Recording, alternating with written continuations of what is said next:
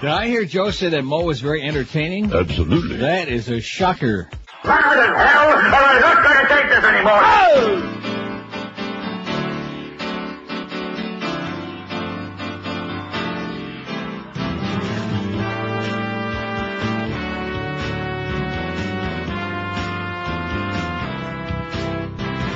Y2K, we go down when all computers go offline. Y2K, when we go down, everybody's gonna die.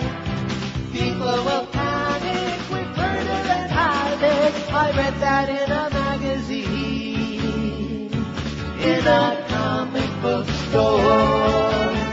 If you believe it's the end of the world and see the market crashing again for the millennium's a long time, start jumping away.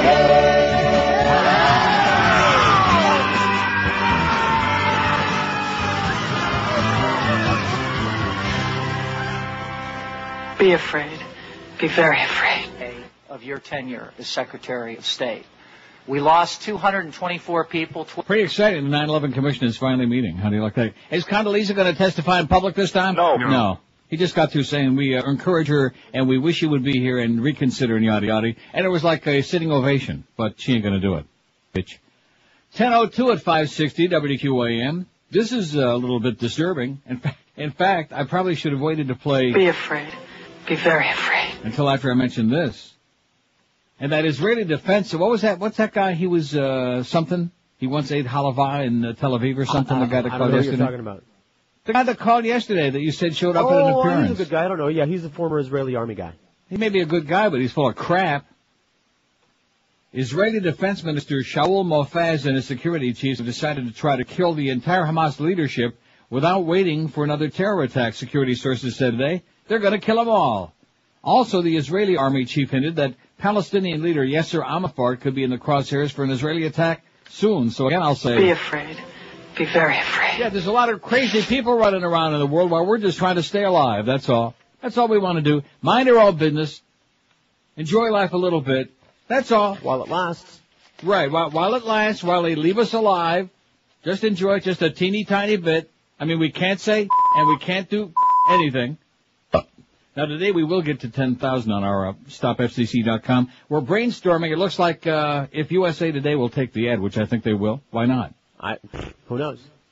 So what did I say we need to raise to get the quarter-page ad in USA Today? About 30. Yeah, about 30 is right. I got it here somewhere. We'll get into that. I do have the book in my hand, though, Against All Enemies by Richard Clarke, Inside America's War on Terror. I read about 27 pages before I finally nodded off last night. Damn good. Hell of a lot better than the Paul O'Neill book. The O'Neill book is okay. It's got its moments, but I don't know. It just leaves me kind of limp. Just like Paul O'Neill himself leaves me kind of limp. You agree? Yeah, weak. He's kind of, I mean, you know, I'm not knocking him. He never stole a freight train, but he just, I don't know. He ain't no Madeleine Albright. I did favor military action. Well, there you go. See what I mean? She'd just knock him up against the wall sideways if he just gave her one dirty look. That'd be the end of him. At any rate, Richard Clarke happens to be a registered Republican. Were you aware of that? Yes, I was. Well, you are now. Yes, I am. He's a registered Republican. He worked, of course, for 4 presidents, Reagan, Bush 1, Clinton, and the Bushmeister 2, W. And so that frantic attack that came out yesterday, hysterical. It goes to show you, man, that they are dropping some bricks up there in the White House. Can I still say that? They're dropping bricks? I don't think so. Well, I mean... who knows? Maybe there's a little construction going on. They're dropping bricks. I think I can say that. Although Duff is probably said, "Oh, gee, do you hear what he said, Clarence? Oh, my God, let's do it again." Bricks rhymes with Hicks. Right? Spicks. And that's it. Don't start this game. I'm telling you right now. In fact, I have a suggestion for you. Be afraid. Yeah. Be very afraid. That's my suggestion for you. Since Greg already hates you like poison. Mm-hmm. You're small potatoes, mister. So I keep trying to tell you. Mind your P's and Q's. Can we say those? Well, it all depends on what the P stands for, what the Q stands for. That's the operative question here. QAM. Yeah, Q for QAM. Let's hear it. All right. And, of course, queer. It stands for queer. We can still say queer, can't we? Yeah. That's good. Just can't be one. you can't be one and you can't think about that stuff. Oh, and speaking of that, well, let me get to a couple of things first. First things first. What did I just do with that? Oh, here it is. Thing you just sent me. Not too important. The Miami-Dade Police Bomb Squad is investigating a suspicious package found near the Bird Road exit just east of the Palmetto this morning. The FHP shut down the expressway in both directions around 7:45 as a precaution. NBC6 says they'll have more information as the story develops. You might want to take a puke at their website and see what's going on, or might even want to take a puke on the tube there, which would be a disgrace.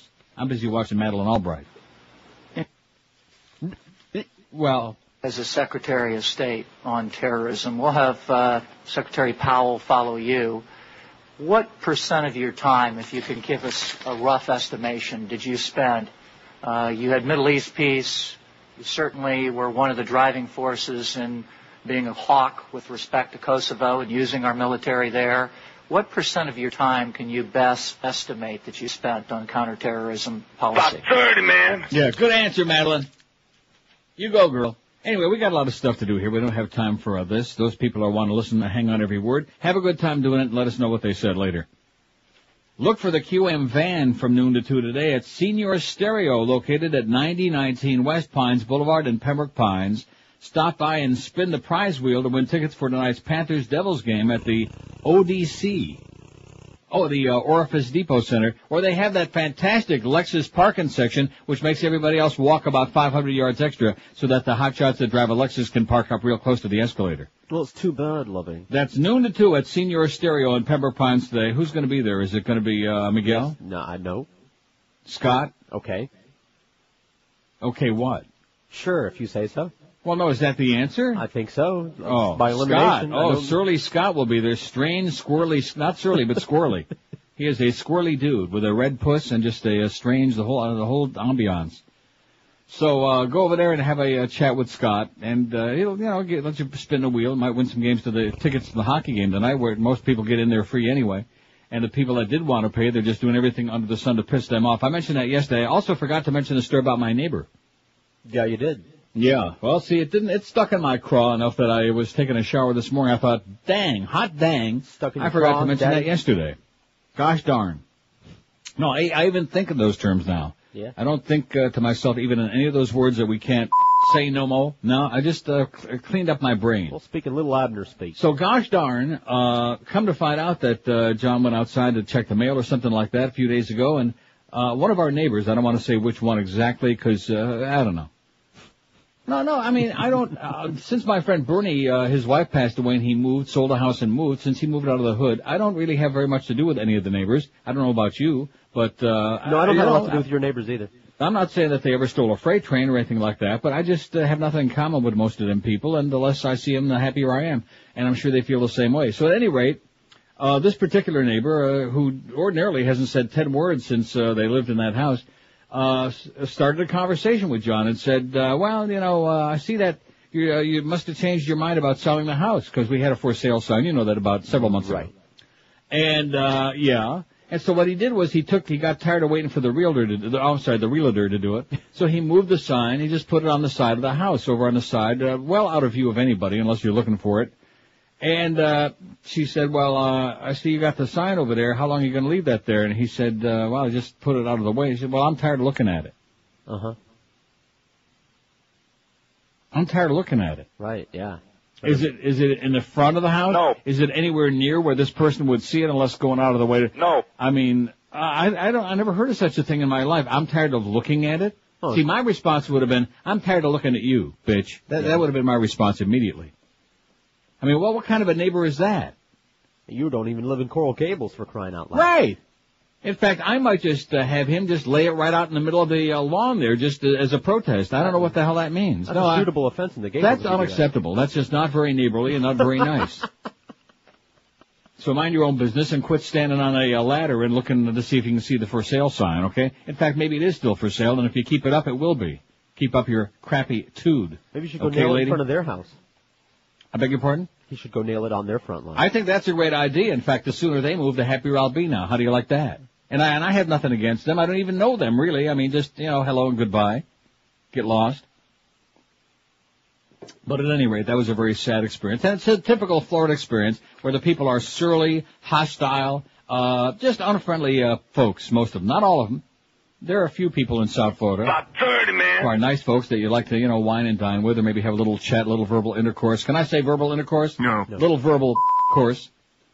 But that ain't one of them. I find that to be just inexplicable. It's not like there was ever... Oh, and she also inquired about the health of my 2 dogs. How are your dogs? See? Conscientious. So I would suggest that she's probably a little bit out of touch since they've both been dead for quite some time now. They're very, very, very dead. And it's not like they're coming back anytime soon because they were both cremated. So, in fact, maybe I can get the ashes still and sprinkle them on her lawn to fertilize. Would be good. You think? Depends on what you use for fertilizer. Uh-huh. Now, see, there he goes again, Josh. It's very early in the show. We haven't even done the first break yet. Can't say fertilizer right off anymore? the bat there, no. It's you're talking about substance. See? That's what you're talking about. What you use for fertilizer. We know what, we catch your drift. I can snip it. Talking about nitrogen. No, you're not. Here's the poll result from yesterday. With all the FCC crack going on, Neil should just keep ripping Bush an ass. 1,542 out of only 3 shy of 2,300 votes. 2,297. That's shocking. 1,542, 67.1% said, keep ripping Bush an ass, and I will. And even Madeleine Albright's ripping him an ass. Were helpful. See? Keep going as best he can, 442. Retire! 130, 5.6%. That flirted with the 6% for quite a while there, and then they said, that would be boring. 5.6%, which is perfect because it's 560. Do a hockey show, 59. A hockey show. Go back to all bedtime stories, 54. Where did that come from? Uh-oh. Do a sports show, 54, and play music. That was my vote. My first choice, only 16. Dang it. See what a bunch of party poopers they are? I mean, party-ers they are? Yeah. 12 minutes after 10 at 560 WQAM. If you're in a dead-end job, if you're underpaid and overworked like so many people are, if you're sick and tired of not having 2 nickels to rub together, not having enough cash to really have a real serious life, I have no life. Then change it. Make one easy call to Fast Train at 1-866-FAST TRAIN. I've been telling you about these people for years, and it's a reality. Fast Train can have you trained and certified for a great high-paying computer network professional career in as short a time as 4 months. It's the middle of March, April, May, June, Julio, baby. In the middle of July, you can be ready to rock and roll. You can be fully trained and ready for a new career, and they offer you day, evening, and weekend classes, too, to fit around your schedule. Fast Train offers job placement assistance, financial aid to people who qualify, and with 7 convenient Florida locations to serve you, there's no question there's bound to be one near you. So if you want to be trained and certified for a great high-paying computer network professional career, all you got to do is make one easy call and find out about it. No obligation. Check them out on the web first at fasttrain.com, and then make that call that can give you a brand-new high-paying career, a big fat one that goes along with it, and a paycheck, too. Call 1-866-FAST-TRAIN. Don't delay. Call them today, and be sure and tell them that Todd Dreck told you to call. Live and local. We're Sports Radio 560 QAM. I kind of feel clueless right now, Bill. Kind of like a eunuch in a whorehouse. Everyone loved William Hung's bang-up job on American Idol. And now, all of William Hung's greatest hits are on one amazing CD. It's Hung Up on Hung. 1, 2, 3, 4. My baby, she don't mess around because she loves me so, and this I know for sure. Hey, yeah. Yes, from Outkast to J-Lo, everyone's hung up on Hung. J-Lo in the house. Don't be fooled by a rock that I got. I still feel it from Brock. He used to have a little, now he has a lot of tone-deaf fans who can't get enough of Hung Up on Hung. You can find me in a club, borrow for a bub. Mama, I got what you need if you need a few of buzz. It's worth a lot more than 50 cents. Order now and you'll also get this free bonus CD. An American Idol loser sings the American Idol winners. Oh, fair and rough. What happened to missing the pendant? No longer need to be defensive. Goodbye. Oh, you went wrong. It's true. William Hung's Hung Up on Hung is only available for the next 15 minutes of his fame, so don't delay. Call now. I don't think we can say hung no more, can we? No. 10:18 at 560 WQAM. Here's a fax from David in Miami who says, isn't 60 Minutes and 2020 a TV show? It's amazing the president and his administration are responding to a TV show. No, they're not responding to the TV show. They're responding to the book. They're responding to Dick Clarke. and his American Bandstand. It says if Bart Simpson says something about the president, will Ms. Rice respond? I don't know where to begin telling you what's wrong with that. Probably. But she'll do it only behind closed doors. Not in public. Condoleezza. She looks like a really, do I dare even say it? No, I'm serious. She looks like a burned out old hooker to me. Condoleezza with that gap tooth and that black eye. Man, she's a nasty looking bitch. You see her yesterday? Yep. Wow. She was just stumbling and fumbling all over the place. So we got 2 polls for you today. 2 for the price of 1. First one we'll do just, hour and some odd minutes. Because I don't think we'll get, it's not one of those we need to leave on there the whole time. I mentioned this the other day. Tomorrow morning, the Supreme Court justices will hold a 1-hour hearing with attorneys over the meaning of the words in the Pledge of Allegiance affirming that America exists under God in response to that lawsuit by the guy in California. A phrase that an appeals court said amounts to a religious exercise and must be omitted when public school children recite the pledge, because obviously in public schools, religion ain't got no place. Please. Cracker, please. So we're asking today, just like the Boston Globe poll yesterday, although the third choice, I guess, a little bit different. Do you think the words under God should be removed from the Pledge of Allegiance in public schools? Very straightforward question, very easy, I think. Sure. Yes, get religion out of public schools. No, it's part of American life, or who gives a schmidt? Do you think the words under God should be removed from the Pledge of Allegiance in public schools? Yes, get religion out of public schools. No, it's part of American life, or who gives a good flying right crap. We can still say crap. Aren't you excited about that? I'm so in fact, the situation with the FCC has gotten so grotesque now that what we're going to get from the Beasleys this week is a list of the words that we still can say. It's going to be a very short list. Mm-hmm. Like hello, goodbye, how are you? Stuff like that. We could just use those Fun with Dick and Jane books. Oh, look at this already. No, it's part of American Life 11 on who gives a Schmidt 10, and yes, get religion out of public schools 7. That's interesting, out of the first 28 votes. Huh. But of course it's American as apple pie, and these people, most of them are so conditioned into thinking it belongs in there, which it never was in there in the first place. One nation under God, indivisible, yada yada.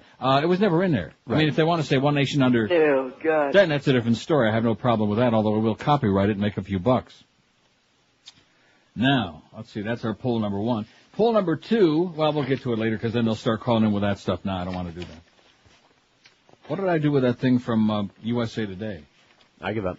That you, Oh, I know what I did with it. I folded it up and put it in my Against All Enemies book. I don't know why I did that. Eric has already got a way figured out for us to raise some cash. And I will say this, it's not going to be one of these deals where, is it going to be a not-for-profit organization so we can deduct it from our taxes?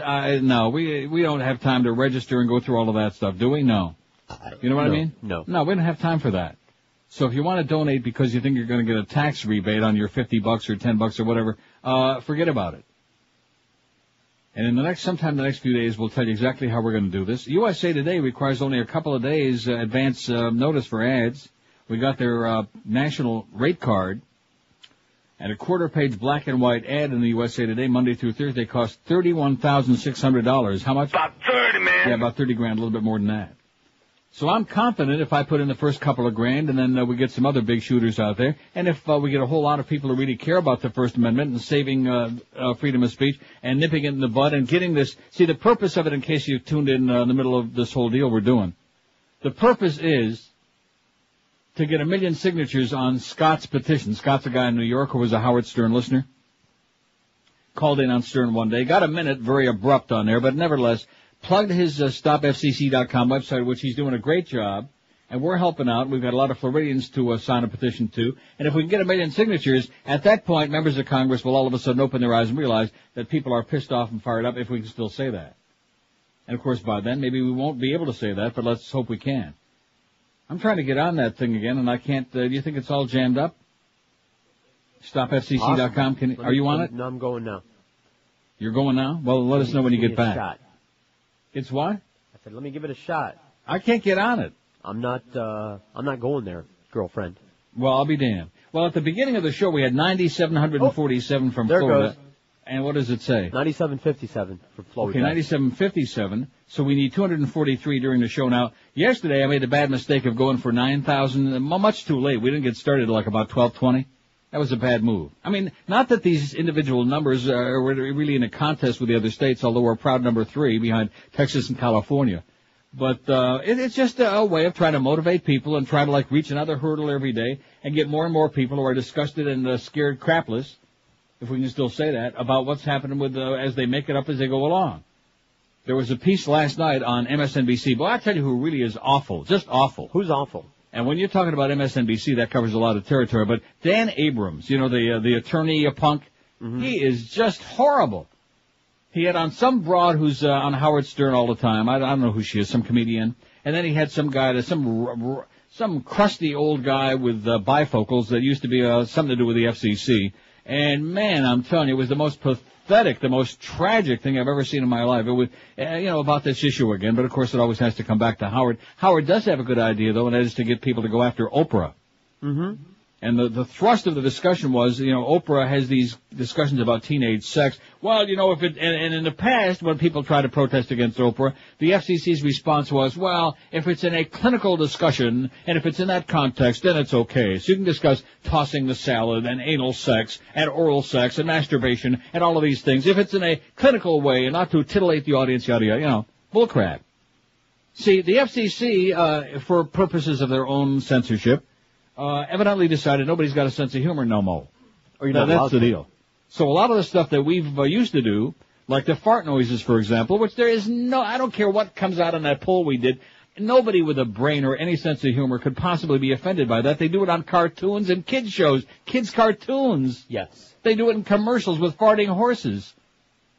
So, but the idea is that everything is deathly serious now, and we know what you meant by that. But, well, of course you don't. Of course not. So everybody is scared to do anything at this point. So we need another 243 people to sign that petition between now and 2 o'clock to get to 10,000, which would be a nice hurdle to hop over, wouldn't it? Yeah, it would. In just this short a period of time. So go to StopFCC.com if you haven't done it already, and let's go. Let's get with it.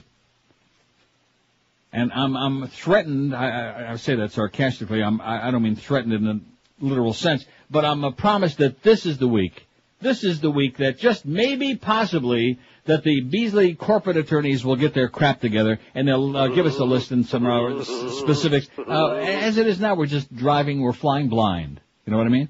Yeah, I know what you mean. Like you hop on your plane to New York, and about, halfway up the coast, on comes the captain. Well, good morning, it's your captain. My name is Stevie Wonder.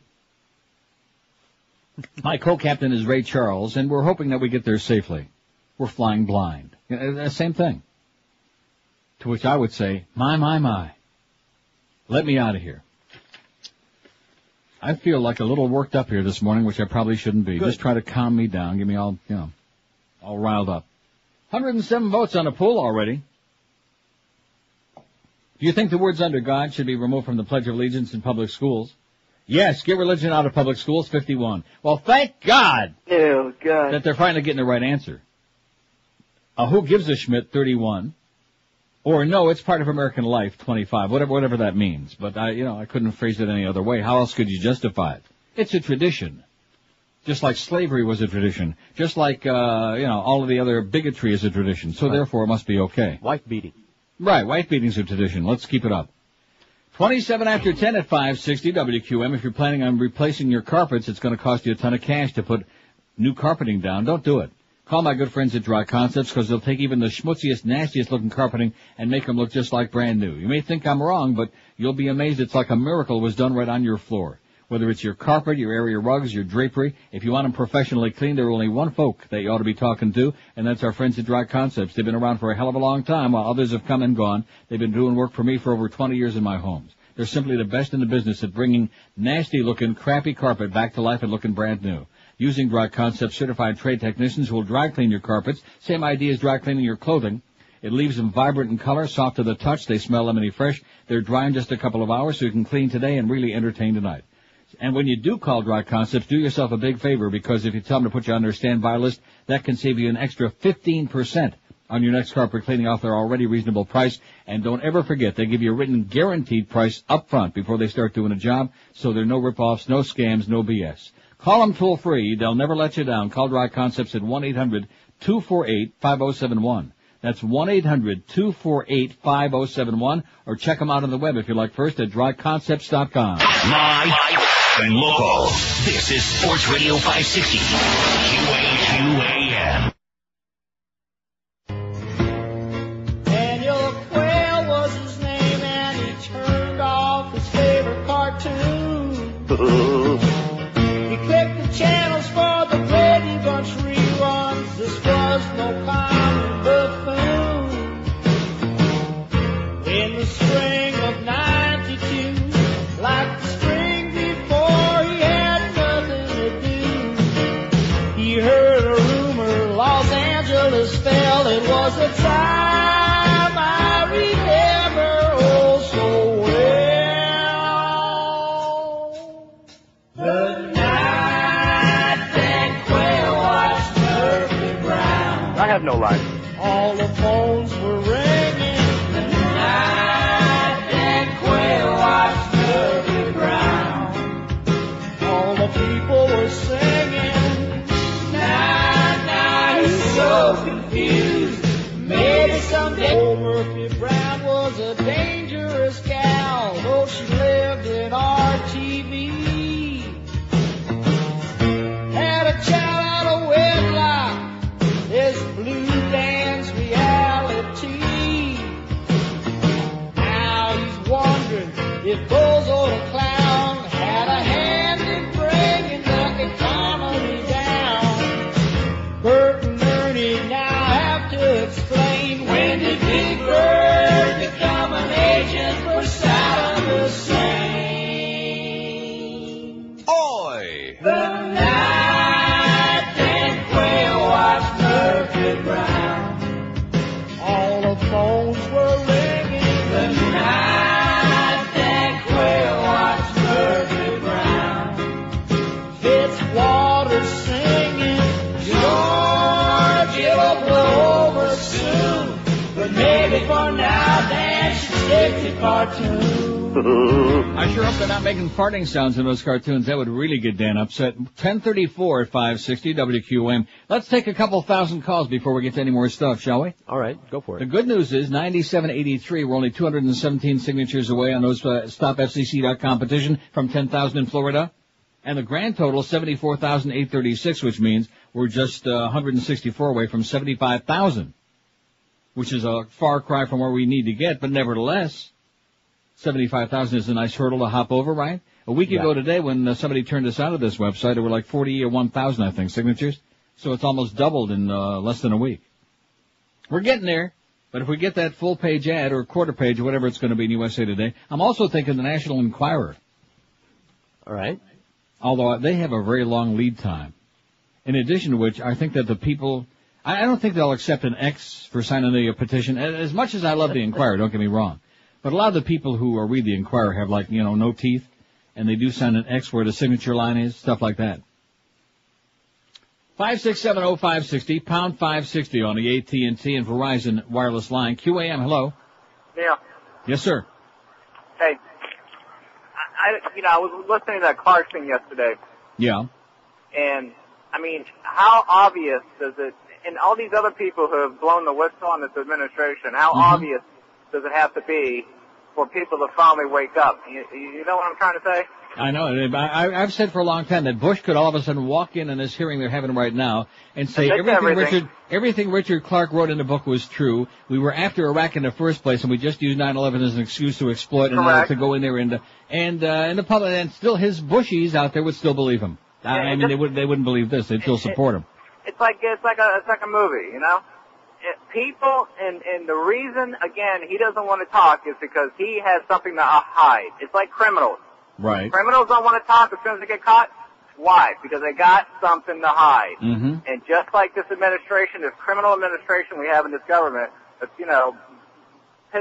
getting the whole world mad at them and getting them, a good percentage of America just mad at them. That is correct. And you notice how quickly they responded to this thing. In fact, they had a story on last night that even before the interview with 60 Minutes aired, because they knew that it was coming, Condoleezza had written a point-by-point response to it. I guess they got an advanced screening of it from CBS, And she had written and sent to CBS a point-by-point rebuttal to Richard Clarke. And then, of course, they brought out Cheney on with Rush yesterday. They're foaming at the mouth about this. They're having a nervous breakdown, and rightfully so, because the truth's coming out.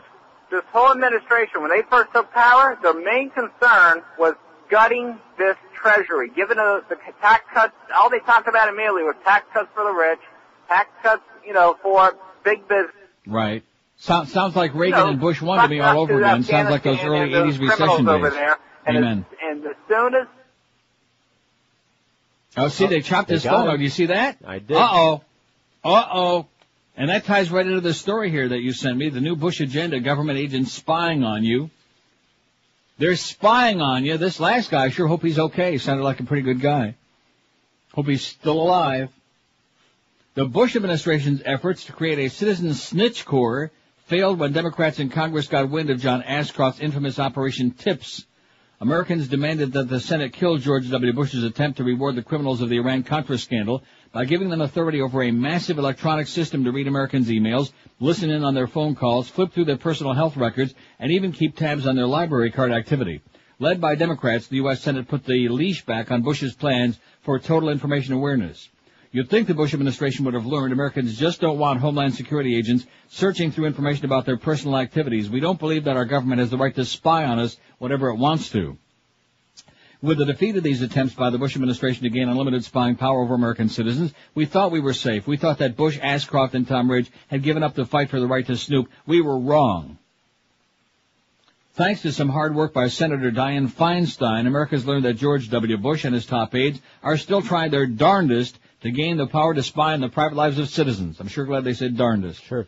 During a detailed review by the Senate Intelligence Committee, Senator Feinstein spotted a single paragraph that would give the military and the CIA the legal power to search through your credit card and bank records, your email logs, and even your telephone calls without ever having to get a search warrant to show probable cause. According to the new plan, this information could then be legally forwarded on to the new Department of Homeland Security or directly to the White House, whatever they want. Imagine that. You're going about your daily life, and George W. Bush is trying to gain the power to personally review the details of everything you do. W would gain the power to see who you send email messages to, what you're buying with your credit card, and who you're calling on your own telephone. What's more, Bush could send his agents out to gather this information about you, even if you're not suspected of any crime. Believe it or not, the wording of this paragraph came directly from the Bush White House. This new plan for massive electronic surveillance of law-abiding Americans comes directly from the office of George W. Bush. Just what is Bush up to? Hasn't he heard of the Bill of Rights? Hasn't somebody told him that Americans have a constitutional protection from unreasonable search and seizure? A good quick summary of this White House insertion is provided by journalist Richard Reeves. George W. Bush and Republican aides have demonstrated a strange obsession with gaining the power to spy on Americans' private affairs. Just what do they plan to do with that power? When will George W. Bush and the Republicans learn that Americans don't want his goons spying on their private lives? I have a feeling he might learn that lesson in 2004, it says here. Wow. Just mention that in passing for anybody that might care, might be concerned. And our message again, listen carefully. Be afraid. Be very afraid. Or not, as the case may be, depending on how astute you are. 20 before 11 at 560, WQM, the Mad Dog coming up at 2. We got the Humper at the Wyndham Nassau Crystal Palace in the Bahamas. The Hebrew Hammer at 4 this afternoon. Panther Preview at 7. The Panthers host the Devils at the Mac Arena 7:30 tonight. And, of course, be sure you don't park too close to those Lexuses because that's their own private parking spots over there. So you park several miles away and have a good walk. Eddie K follows the hockey game and Sporting News Radio overnight. I don't think Joe and Mark are coming back. Oh. Maybe that's why we have that tombstone up on our website. Yeah. Rest in peace, Joe and Mark. Well, you know, there was that picture that got on somebody's website 100 years ago. Yeah. 1041 at 560 WQM. This is the last mortgage you'll ever need, my friends. It's the only one mortgage from Financial Group. The benefits are incredible. You pay 0 closing costs, 0 application fee, 0 credit bureau fee, 0 discounted points. Get that new low interest rate at just 1.25%. If you have a $100,000 loan, your payments are a mere $334 a month. If you have a $200,000 loan, your payments are just $668 a month. And don't forget, once you refinance or get a new home mortgage from Financial Group, you'll never, ever pay those ugly, grotesque closing costs again. So get the information about this today by making that easy toll-free call, 1-866-395-LEND. And get the low-rate mortgage you deserve, then move on to your next property with no further cost or expense. Be sure to put away that for sale sign after you sell your house.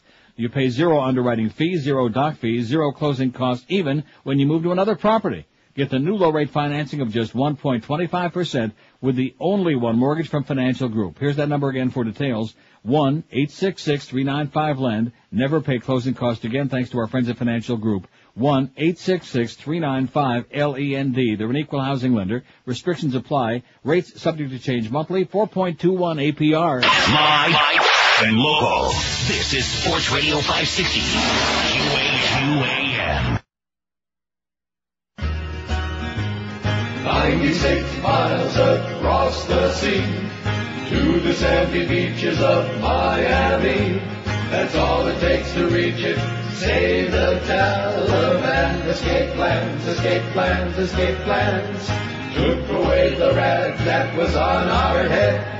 Now we have to use toilet paper instead. Escape into Miami, next target of attack. A tropical paradise loaded with apathy is where Al-Qaeda should be. They're serving us iced tea and Perrier, but we'd really rather drink our pee. Slash a few throats and seize a boat, pointed towards Miami and off we go, to where the angry Cubans slaughter their goats and attack, attack, attack, attack. That's our plan, escape plan, escape plan, escape plan. The plan, our plan, escape plan. 1047 at 560 WQAM. There is just too much stuff coming. Let's see. I've just been watching a little of that 9/11 inquiry, says this fax in teeny tiny print. Oh, that's right. This is Jim O'Sullivan, who has a really teeny tiny font size Jim font. Why the hell is it that people asking the questions take longer than Madeleine Albright trying to answer them? The guy now has been going on with his question for about 3 minutes. Well, it's probably getting close to lunchtime then. Oh. Thank you for your service to this country. I would like to probe a little bit further the issue. No, I don't want to get into that. She wants to probe a little bit further. You see how you can take almost any, right. The thought of that just makes me want to vomit. But speaking of that that thing that line in there about pee and that bit I just played. Well, actually, on MSNBC last night, the unctuous and totally untalented and inept Dan Abrams, who was filling in for the even more grotesque, who is it they have on now between 9 and 10? Deborah Norville. Okay. Oh, brother, between the two of them, you couldn't find any talent with a search party. But anyway, they had this story, and they directly quoted, we'll get into it in a minute. Virgin Atlantic Airways on Friday scrapped plans to install bright red urinals shaped like women's open lips at New York's John F. Kennedy International Airport, saying it had received complaints they were offensive. You see, this is the problem, folks. Innocent people are dying and being butchered all over the world. We've got more people out of work now than who knows what. 3 million jobs lost in the last 3 years. We've got all of these serious problems going on. We're peeing in our pants. There it is again, waiting for the next terrorist attack, the next shoe to drop. And we're worried about crap. Just like those people who say, who give a schmidt about this under God thing, they got a good point on the poll. Anyway, now I'm sure you've seen this, right? You saw the thing on TV? Absolutely. One of the most emailed pictures in Yahoo and whatnot. Right. Virgin, first of all, again, talking about wild imagination, those could have been Mick Jagger's lips from that Stones album, you know? Right. Tim Curry from Rocky Horror. There you go. Could be anything. It's a freaking urinal with a little artsy-fartsy on it, okay? Virgin Atlantic was very sorry to hear people's concerns about the design of the Kisses urinal to be fitted into our clubhouse at JFK Airport. We can assure everyone who complained to us that no offense was ever intended. Virgin spokesman John Reardon said in a statement. Reardon said the British company received several dozen complaints from people in groups including the National Organization for Women after its plans for the urinals had been made public. Now had posted a message on its website urging members to complain to Virgin chief Richard Branson. The National Organization of Bitches, Bitches. Now President Kim Gandhi on the group's website said, I don't know many men who think it's cool to pee in a woman's mouth, even a porcelain one. And they quoted that on MSNBC last night, so if it's good enough for them, it's a news story. The urinal, designed by a Dutch company, of course, bunch of perverts, was the idea of a female designer. Reardon said Virgin was surprised by the negative reaction to the plan. Part designs for the lounge built to pamper first-class customers. And they said, oh, sorry, it won't happen. You won't see that no more. Because there's a few people all peed off. Man, everything is offensive. Everybody's offended. Everybody's pissed off and fired up about crap. The important stuff, we can't move them for love or money. Can't do nothing to get them off the dime. The important stuff like the Bill of Rights, little things like that. Like Bush wanting to come in and like that story I had before. 9,806 Florida. That means we got 194 to go to get to 10,000. We'll do that, I think, today before like falling off a log, don't you think? Easy. 9806. Now, there must be somebody else, some other people, thank goodness, promoting this on the air. This is not an ego trip. Trust me when I tell you, because it's not all that exciting. It's pretty boring and ponderous. But there must be some other people doing it, because I noticed California took off again last night, and Texas is in first. Even New York is making a little bit of a move, but we're still 4,100 signatures ahead of New York. And the grand total now must be, let me take a puke at it. Oh, yeah, we just topped 75,000. I keep saying we, Scott, with his petition drive, although we're a part of it. Us, them. 75,066, which is pretty darn nice. And thanks to Margaret in Fort Lauderdale and everybody else who's got the guts to sign on to it. Guess who's in the hospital? I give up. How about if I said R-E-S-P-E-C-T? Urethra. Urethra. Urethra Franklin's been hospitalized for an undisclosed ailment and is in stable condition, her publicist be saying. The Queen of Soul, who lives in Detroit, was hospitalized Saturday. How come this news is so slow getting around? This is today's CBS News. According to Gwendolyn Quinn, her New York City-based publicist. Quinn declined to say where the singer had been hospitalized. She said she had no further information about Franklin's illness or how long she'd be hospitalized. Well, that's kind of like vague to me. Inquiring minds want to know, including the Humper, who's in the Bahamas, but I'm sure he's not listening. But if the Humper knew about this, she's his favorite. Or is it the other way around? Mutual. Franklin, whose soulful voice has made her one of the world's most revered singers, is known for her numerous hits, including her signature song, Respect, You Make Me Feel Like a Natural Woman, Baby I Love You, Chain of Fools, Chain, Chain, Chain, and Freeway of Love. Franklin, daughter of a Baptist preacher famous for his fiery sermons, started out singing in the church choir, and yada, yada, yada. And it goes on and on. She turned 62 on Thursday. Let's hope she makes it. Won a Grammy Award for Best Traditional R&B Vocal Performance for Wonderful from her latest CD, So Darn... Well, actually, it's called So Damn Happy. Ooh. See, God's punishing her for saying damn. That's why she's in the hospital. It's a good thing she didn't say so... Well, you know what. Here's a fax that says, Neil, I hope this sign came through. I'll mail a copy to George as my entry for the ad. Save our... Oh, this is good. I like that. I'll be donating a few bucks to the cause. About 30, man. Says Rick. I'll try donating some more later on. These people must be stopped. The insanity ends now before it's too late. P.S. I'm not going to Canada. I'm staying and fighting. Sorry, George. Whatever Rick means by that. Thanks a lot, Rick. And here's the his design. Save our freedoms. And it's got like a... what is that? It's got an eagle. Yeah. With a bunch of stuff, and then it's got the www.stopfcc.com. Nice going, Rick. Here's one that says, some people may not know, but in order to make sure you're counted on stopfcc.com, you must verify your electronic signature. I just happened to check my spam folder, found an email from webmaster@stopfcc.com. People using AOL, Bell South, other providers that utilize a spam trap for email needs to be checking it. You need to stress this over and over again. We need votes. I'm a registered Republican who believes in less government in our lives. Keep up the good work. And let me say it again. This is not a partisan issue. There are 3 Republicans and 2 Democrats on the FCC right now, and they're all a bunch of lunatics. They're all rabid. They're foaming at the mouth. And all they did was use the Janet Jackson and Justin Tinkerbell flap at the Super Bowl, less than 2 seconds of partial nudity of a breast, as an excuse to all of a sudden start singing Deutschland über alles and censoring everything. We're going to fine you. We're going to fire you. We're going to take away your license. This is madness is what it is. And the obvious question is, based on what? Well, don't ask any questions. We just decided. What? Well, we just made it up. Like they've always done. They make it up as they go along. That's why nobody can understand the ruling of indecency. Nobody certainly understands the business of coarse language. What the hell is that? See, they could say right there, oh, you said hell. That's coarse language. Everything and anything. It's a catch-all. It's just a trap is what it is. I think basically that what they would like to do is catch all of us so that they can just have Rush and Sean Hannity and Bill O'Reilly and a few other right-wing lunatics on the air, and everybody else goes, bye-bye. That's it. That's it. See ya. You violated the law. And, of course, when you're working for people who maybe mean well but are a little on the kind of side like we are here, oh, boy. Every morning before the show, I have these verbal intercourse with Duff and with Clarence, and I might as well be talking to the wall here. I mean, between the two of them. And again, not because of bad intentions.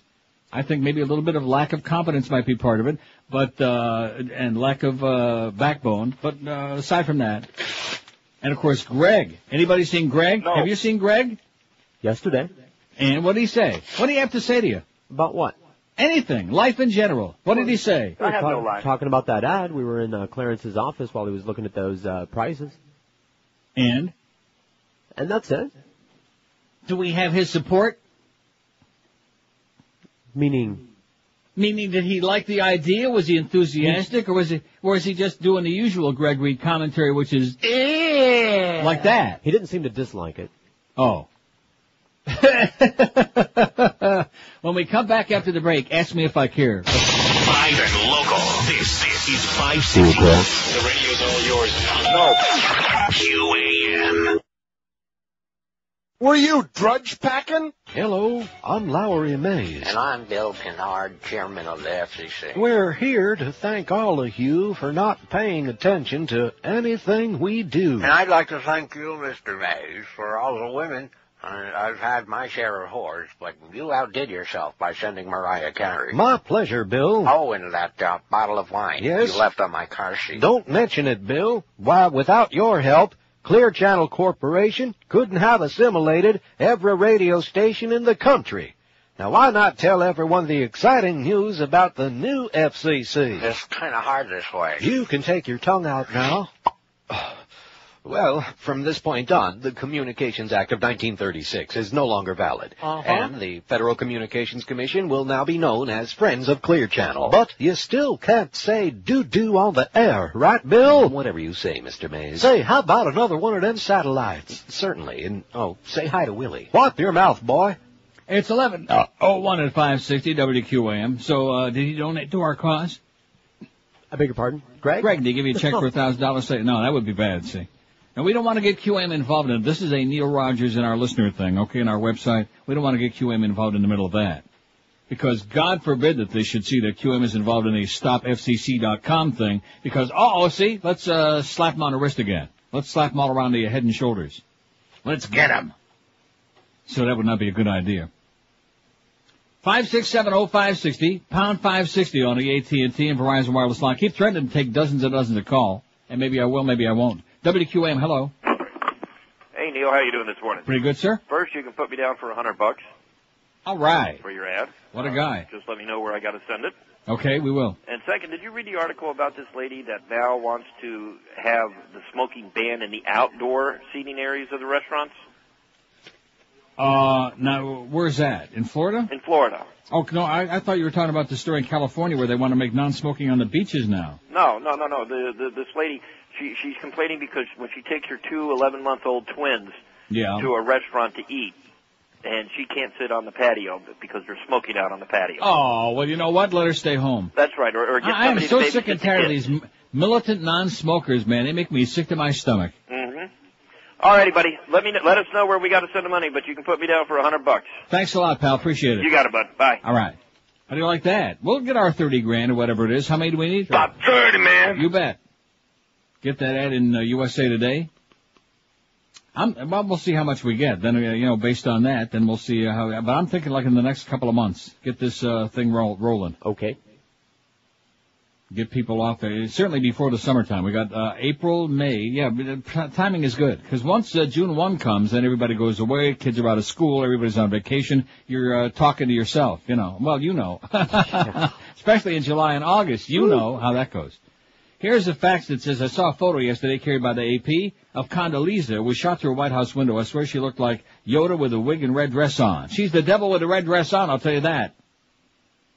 Does Madeleine Albright remind you of a shaved-down Yasser Arafat, now that you mention it? And urethra weighs about 300 pounds. Could be some gastric disturbance. Well, I might play a sounder in there, but I can't do it because we don't got it no mo. Well, we do got it somewhere, but we're not going to do it. Let's see. Frank says, can you air where to send the letters to the FCC? Let me explain why. Sunday morning I turned on TV, wanted to watch some local news, but all I saw was a bunch of preachers spewing lies to the people. I don't want my kids seeing this crap, and it's on free TV. It ain't right that my kids could accidentally turn on these stations and hear this BS. I'd much rather listen to people who live in the present and talk about current events. Excellent point, Frank. It's objectionable to me, too. I protest. Protest. You know who ought to be on top of this? And somebody is obviously promoting this because I'm looking at the response on there, and they're coming in from West Virginia and Arizona and California, Wisconsin, and whatever. Rush ought to be on this. I know that he's not one of our favorite people, to say the least, and he was busy licky-licky with the Vice President yesterday, with Vice President Dick Cheney. But nevertheless, you know, he came out those first days when this thing whole started with Stern, and if they're coming after him now, who knows if Kerry gets in, they'll be going after me. You know, because supposedly, like this other guy that faxed before, Republicans are and real conservatives are against government intervention and messing with stuff like this. He ought to be vehemently opposed to it. How come he's not promoting StopFCC.com? How come some of you Rush people don't get on his fat ass? You know, I just don't get it. Oh, and Frank's got another fax. Boy, Frank is out of control. He says the big problem is that most of us who are offended by this religious zealots don't speak out about it. We all need to write to the FCC, tell them we don't want our kids to see it. Okay, calm down, Frank. I got your point. Maniac. WQAM, hello. Definitely another $100 for you. Definitely. The Farsign Theater thing you did last week with Nick Danger and Rocky Rococo, kudos. That was great. Thank you. What is there to say, George? Woody. I know. What is there to say? Nothing. We would take his $100, of course, if he's got it. If he really would come through. That's the least he could do after all the aggravation all of these years. WQAM, hello. Hey, Neil, how you doing? Pretty good, sir. Look, I was just wondering, was it true what you guys were saying the other day that the FCC was was making it trouble that you couldn't say bad words on the cell phone? They were fining people. Is that true? Yeah, cell phone and also in the bathroom. If you say anything bad in the bathroom or if you make any bad noises, they're going to come and get your ass. Well, if they come and get your ass, take that away, then you can't make any of those noises again, right? Right. Mr. Whipple might not be too happy about it. 9/11 panel cites Bush and Clinton in action. That's all one word, inaction. The Clinton and Bush administration decision to use diplomatic rather than military options against al-Qaeda allowed the 9/11 terrorists to elude capture years before the attacks, a federal panel said today. The Clinton administration had early indications of terrorist attacks to Osama Yamama and future 9/11 mastermind Khalid Sheikh Mohammed as early as 95, but let years pass as it pursued criminal indictments and diplomatic solutions to subduing them abroad, it found. Bush officials, meanwhile, failed to act immediately on increasing intelligence chatter and urgent warnings in early 2001 by its counterterrorism advisor, Richard Clarke, to take out al-Qaeda targets, according to preliminary findings by the commission reviewing the attacks. How do you like that? How do you like that? So maybe he's not as lacking in credibility as Condoleezza and many other rabid right-wingers would have us believe yesterday. We found that the CIA and the FBI tended to be careful in discussing the attribution for terrorist attacks, the bipartisan report said. The time lag between the terrorist act and any definitive attribution grew to months, then years, as the evidence was compiled. Yeah, let's do a study. Former Representative Lee Hamilton, appearing on CBS's The Early Show today, said the commission will not make any final judgments about the Clarke allegations or other assertions until it's reviewed all the evidence. Madeleine Albright told the commission that President Clinton and his team did everything we could think of based on the knowledge we had to protect our people and disrupt and defeat al-Qaeda.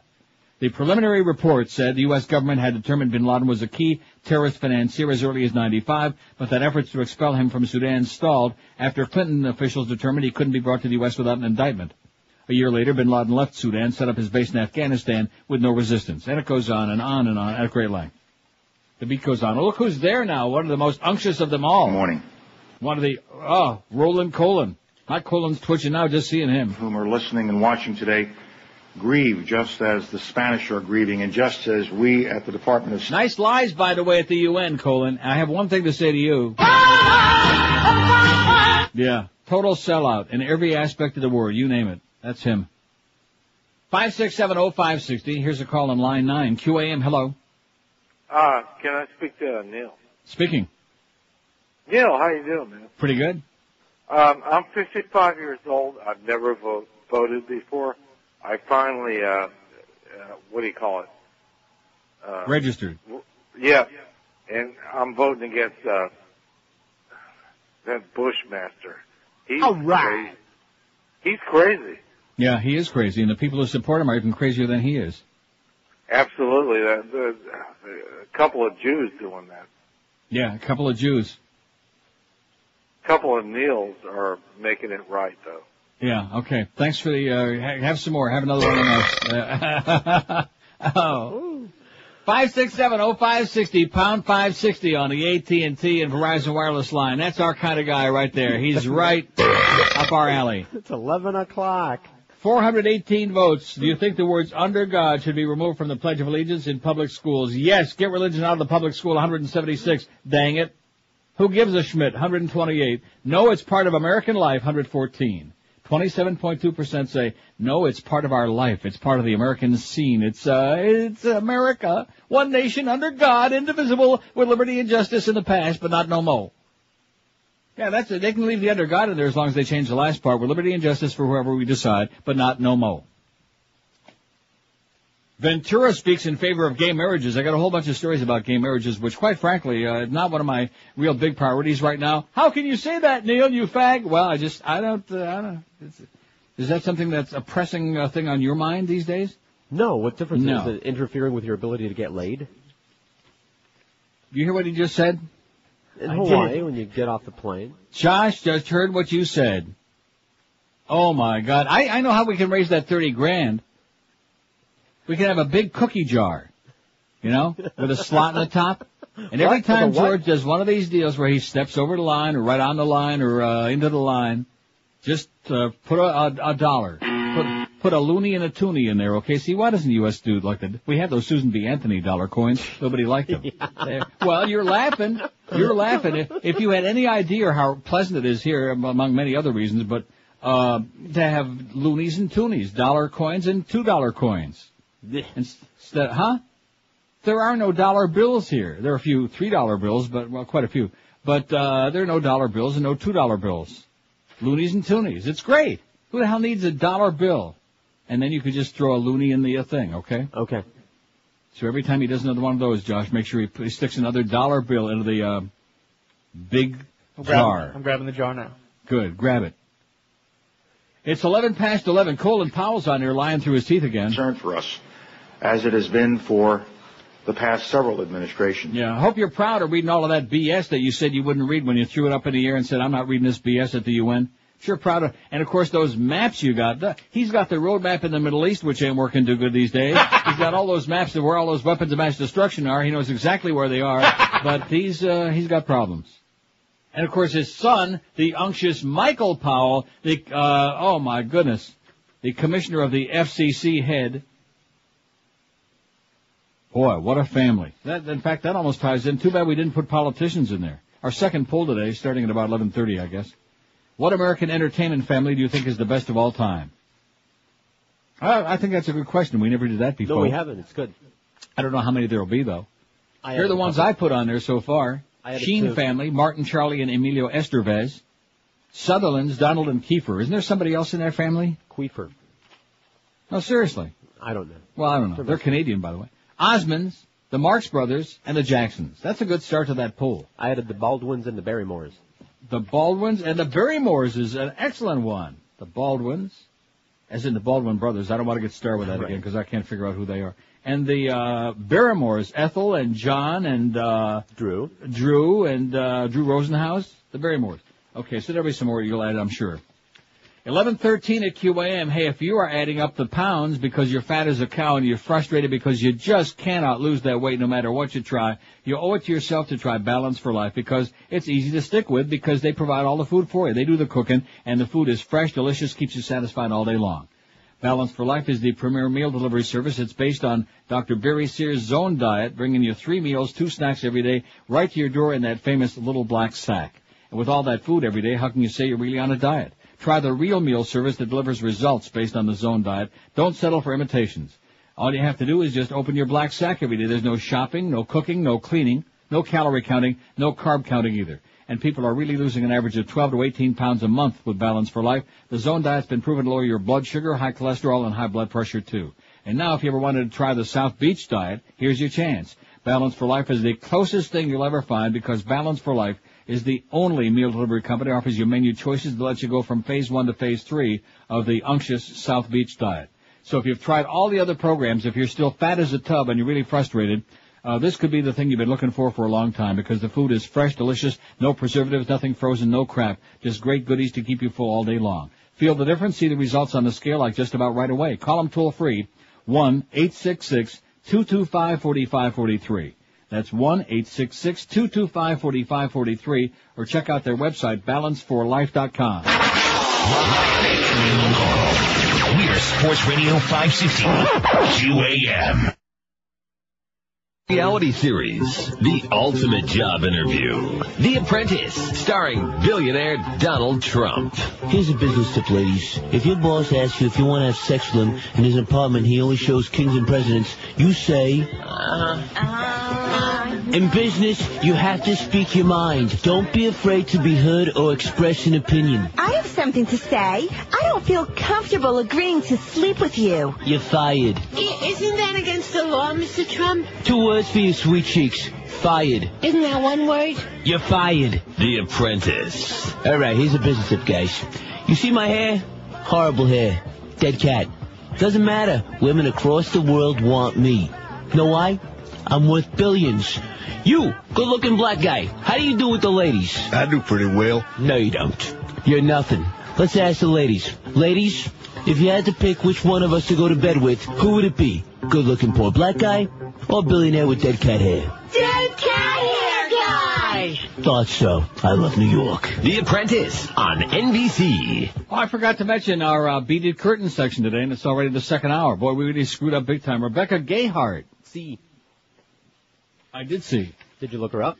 I'm doing it right now, as a matter of fact. I'm printing out the bio, which I'll get to in a second as soon as I get through with these faxes. That's just a pain in the ass. It's a long bio, so I have time to say that these are very fresh paparazzi pictures for someone who has never shown anything. Rebecca Gayheart naked behind a beaded curtain. You must be 95 years old at least and be able to prove it and have ID. 3 forms. Neither in film nor posed on purpose has she shown it.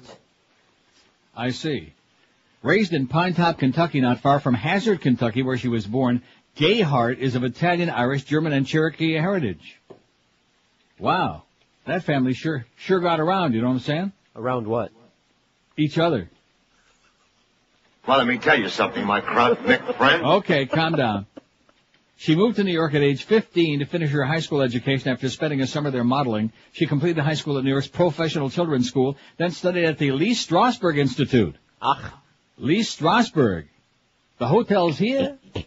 Midway through her second term, she became a cast regular on the daytime drama Loving. Her career started in commercials, where Rebecca gained national recognition as the Noxzema Girl, but for the next few years she worked steadily in TV. Her credits include Beverly Hills 90210, the NBC miniseries Invasion, and the Amblin series Earth 2. Then in quick succession she appeared alongside Gabriel Byrne and Natasha Kinski. Nastasia with a J? Okay. Nastasia Kinski in Somebody's Waiting, directed by Martin Donovan. The adventure comedy Nothing to Lose with Tim Robbins and Martin Lawrence. And the cult hit Scream 2. I saw that with Neve Campbell. That was amusing. Mm-hmm.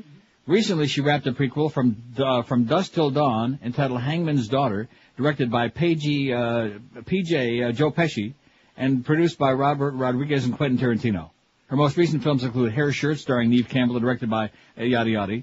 Darren Stein's Jawbreaker, Isaac Keaton's film Shadow Hours, Harvard Man, and Showtime's Dead Like Me, and many other works. She was born August 12, 1972, which makes her about 30, man. 32 almost, 31 and a half. 5'7", measurements 34B, 2434. Can we say that anymore? No. Measurements B, etc. Hair dark blonde, eyes blue, 2 sisters, 1 brother. Her sign is Leo. Now, here's a fax that says, check out this link. It's a great video slide presentation about Bush, Florida, etc. It's ericblumrich.com at yada yada. Mike in Deerfield. I'll get to it, Mike. Thanks so much. Let's see, did you just play 2 burps? It's very offensive. How do you like that, huh? Back at you idiot. 5670560. Let's get rid of this poll. Here's the final result on this one, then we'll do the other one. Do you think the words under God should be removed from the Pledge of Allegiance in public schools? 502 votes in just over an hour. That's not too bad. Yes, get religion out of public schools, 208. 41.4%, and those people are absolutely correct. Make no mistake about it, and ma'am. Who gives a Schmidt? 161. No, it's part of American life. 133. 26.4% brainwashed quislings just going along for the ride. That's all. Without a thought in their mind, saying... I have no life. Very sad. Well, we've just been doing it for a long time. Yeah, that must be it. That must prove the point, Ventura speaks in favor of gay marriage. Former Minnesota Governor Jesse Ventura threw his feather boa into the gay marriage ring yesterday, calling it a cop-out for Massachusetts lawmakers to send a constitutional ban to voters. We have a representative style of government. Represent your people and vote and stand by what you believe in, said Ventura, who was a professional wrestler who was known for his flamboyant costumes. Civil rights issues should not be put on the ballot. Amen. The idea that you can vote against civil rights for your neighbors, even if they turn out to be pain-in-the-ass neighbors who don't want to see your for sale sign no more, who are tired of looking at it, even though it's on the side of the house nowhere near where anybody really can see it unless they're spying and looking for it. I'll tell you one thing, lady, you're looking for it all right. Currently a fellow at Harvard University's Institute of Politics, Ventura appeared at the State House alongside State Auditor Joseph DiNucci, a former boxer. We're two tough guys here to show support for a basic human right, DiNucci said. What would have been really great is if they tied the knot. Clad in jeans and sneakers and wearing a full beard and a shaggy ring of hair, Ventura asked, how is my marriage under attack if two gays or lesbians down the street want to make a lifelong commitment to themselves? Love is bigger than government, said Ventura. Think about that. Think about that, said Jesse DeBody. How do you like that? Big macho guy like him. A prominent group of gay Republicans is opening a TV campaign in California today to defeat that proposed constitutional amendment backed by President Bush banning same-sex marriage. The ad, sponsored by the ridiculous self-hating log cabin Republicans, is to begin airing in Sacramento, probably be shown in other parts of the state soon, said Mark Mead, a spokesman for the organization. The ad features Vice President Dick Cheney in a 2000 debate saying the matter of same-sex marriage should be left up to the states. We agree, the ad concludes. Former Representative Miss Michael Huffington, a Republican from Santa Barbara who says he's bisexual, but we know better, said yesterday he's donated $100,000 to log cabin Republicans to help in part pay for the media campaign. I know the joys of marriage, said Huffington, the former husband of political commentator Arianna Huffington. Also know there's commitment involved. I hope same-sex couples can have the same rights, benefits, and responsibilities as opposite-sex couples. He expressed disappointment in the proposed amendment. I think this is a crass political move to attract a few extra votes from the religious right, he said. Ken Lasaya, spokesman for Bush, said the president is simply defending the idea that marriage should be between a man and a woman. Wonder when that book is coming out. The one by Larry Flint? Oh, yeah. About that Bush abortion in Texas? Oh, boy, that's this summer. You think that the Richard Clarke book stirred up a bunch of stuff. Just wait. You ain't seen nothing yet. Man. But, on the other hand, back on that gay marriage thing, last and least, I hope, because who cares at this point? Now, I mean, not that it's not a meaningful issue, but it's just there are bigger fish to fry, I think, right now. Bigger things to be worrying about. Like Colin Powell. Aimed at Al-Qaeda and other terrorist groups. And Michael Powell, speaking of terrorists. Yeah, it's really something for our Secretary of State to be talking about terrorist groups when his son is the chairman of the worst terrorist group in America right now, the FCC, who are piece by piece, word by word, dismantling the First Amendment, taking away our freedom of speech. Word by word, you got it, sound by sound even, not even words, sounds. Oh, raspberry. Are you sure? I'm positive. I checked it out. Okay. More than 24 black pastors added their voice to the critics of same-sex marriage, attempting to distance the civil rights struggle from the gay rights movement and defending marriage as a union between a man and a woman. I guess Little Richard wasn't there. Or James Brown. When a homosexual compares himself to the black community, he doesn't know what suffering is, said the Reverend Clarence James, an African-American studies professor at Temple University. Here's a guy who goes to Temple. Jones and 29 pastors rallied late yesterday with their supporters at an Atlanta area church where they signed a declaration outlining their beliefs on marriage and religion. Wow, wow, wow, wow, wow. One thing about you dark folks, man, you don't like the Jews, you don't like fags. I guess black people in America figure that everybody hates them, so they might as well hate everybody else. They don't like Cubans, right? Nope. Don't like anybody. And they don't like each other all that much either. Nope. That's the way it goes. It's 11:27 at 5:60. Now look at this. I see. I guess now this copy I got here is NG. You know what I mean? This is about St. Patty's Day. Now Adam wouldn't screw up on Vermont Teddy Bear, would he? Would he be doing that? Huh? No. Let me see if I can do anything with this because let me try it. If you're looking for a fun and original gift for somebody's birthday, a new baby, or for day. Send him a beargram from Vermont Teddy Bear. Just call 1-800-829-BEAR, and a friendly bear counselor will help you choose from over 100 bears personalized for your loved one and delivered in their famous gift box with free card and chocolate. You can choose from bears like the new baby bear with the baby's name and birth date embroidered on the bib. And they had some lucky bears for St. Patty's Day, too, which if you missed out, it's really a shame, like that new leprechaun bear and the Irish bear with a Kiss Me tattoo on his arm. Any special occasion, whether it's a birthday, anniversary, Sukkot, you name it, overnight and Saturday delivery is guaranteed. So instead of just sending the same old tired flowers, which wilt in a few hours, send something neat and creative. Call 1-800-829-BEAR or shop online at VermontTeddyBear.com. Show you care, send a bear. 1-800-829-BEAR. Tell them that Neil told you to call and that Adam is a real, well, you know. Live and local. This is Sports Radio 560 QAM.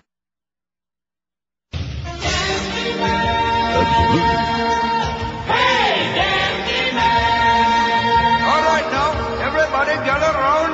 The Gandhi man's here. What kind of protest do you want? Sit-in, love-in, anything you want, as long as it's non-violent. You've come to the right man, because I'm the Gandhi man. Who can organize a boycott? Organize a boycott. Turn the other cheek. Turn the other cheek. Who's not afraid of trouble, go to prison for a week. The Gandhi man. The Gandhi man. Oh, the Gandhi man can. Oh, the Gandhi man can. The Gandhi man can, 'cause he mixes it with love and makes the system look bad. Who can spot an unjust law? Spot an unjust law. Will even wash latrines. Will even wash latrines. Who can make his own clothes, not afraid to cause a scene? The Gandhi man. The Gandhi man. Oh, the Gandhi man can. Oh, the Gandhi man can. Oh, the Gandhi man can, 'cause he mixes it with love and makes the system look bad. The Gandhi man consents that he represents Muslims, Hindus, Sikhs, and Asians, all the other religious persuasions, but a very few Caucasians.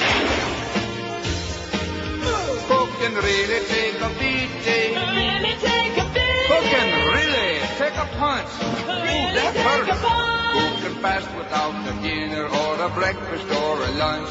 The Gandhi man.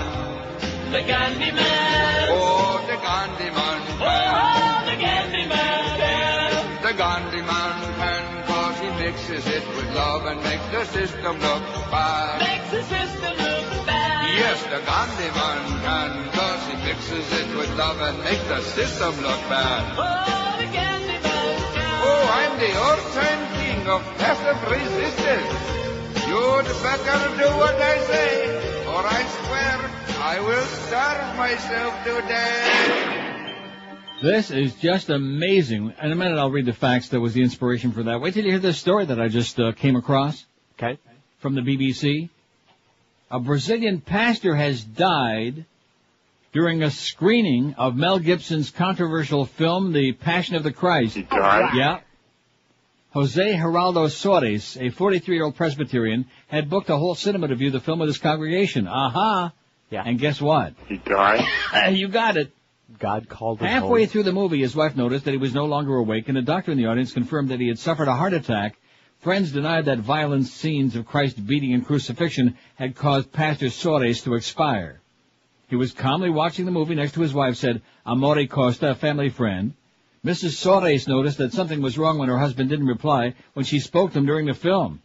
The couple's 2 children were also in the cinema in Belo Horizonte, capital of the southeastern state of Minas Gerais. I don't know. Something in Portuguese, I'm sure. Oh. The film, which opened in Brazil on Friday, has been criticized by some for the considerable violence in its bloody portrayal of Jesus' final 12 hours and its alleged anti-Semitism, but Catholic Church leaders in Brazil have praised the Passion of the Christ as an accurate narrative of the biblical events because, of course, they were there and they know. He died? Yep. You don't think it was an act of... Neil, God! Do you? Is it everything? Wow. Yeah, put that on the T-shirt. It's Neil's fault. Anyway, the reason I played that Gandhi, man, we got a bit for everything, you know, and some of them we can still play. About 30, man. Yeah, how do you like that? We got about 30 bits in the DCS out of about 6,000 now. We can still play them. Let's hear it. Oh! Nice going, Duff. And Clarence, you're doing a hell of a job of clarifying all of this for us. Get on the phone right now, okay? Give them what for. Just scream and yell. Get on the phone to Naples and just go, like that. Make guttural noises. And say you're not going to stop calling them and bugging them until we get to some clarification. Anyway, the faxer says we should leave it one nation under God. They're to pacify the most dangerous 40% of Americans who live outside the coastal urban areas, the Neanderthals who will never crawl past the darkness of their shotgun-protected caves. It's a non-issue. Let them have their God references. Okay. If honest and selfless, our leaders are clever enough to separate church and state regardless of the green tooth demands, but our leaders are money-grubbing, elitist, hypocritical warlords who govern them and who purposely feed them their fix of backward dribble to perpetuate their beliefs, which in turn draws us all back into the same dark cave they live in. I hope there's an escape route like al-Zawahiri had there in Pakistan. A chute. A tunnel. We will all live in the squalor that's being falsely orchestrated by the few self-appointed elitists for the purpose of raising themselves above the masses. Neil, can we ever get to the very achievable revelation that the most powerful and influential nation in the world can define strength by demonstrating a show of peace? No. I think we're closer and moving ever nearer as a nation to Lenin than we are to Gandhi, says this worked up to a frenzy faxer. 9840 on the signatures from Florida on StopFCC.com. 160 to go to get to 10,000. Which would be a good start. What do we got? 9847. 153 to go. Well, we'll do that, won't we? Easy. I'll guarantee you one thing. We'll do those 10,000 by 2 o'clock, or I'm not coming back the rest of the week. That's just, I don't like threatening the audience, but it always seems to have a great effect, especially when I threaten to put you on. Sure, go for it. And they just had a couple of weeks ago a whole week of you, and they loved it. They enjoyed it. You were tremendous. Did a wonderful job. That's what Josh said. Right. Oh, that Josh. Yeah. Oh, not Clarence. Clarence can't stand you because you hate, not only don't you talk about sports, but you hate sports. You hate it. No, you're too much anti-sports for Clarence. He don't like you at all. I know. Alex in Miami says, love your show and strongly support Stop the FCC and been doing so from the first day you mentioned it on your show. Thanks, Alex.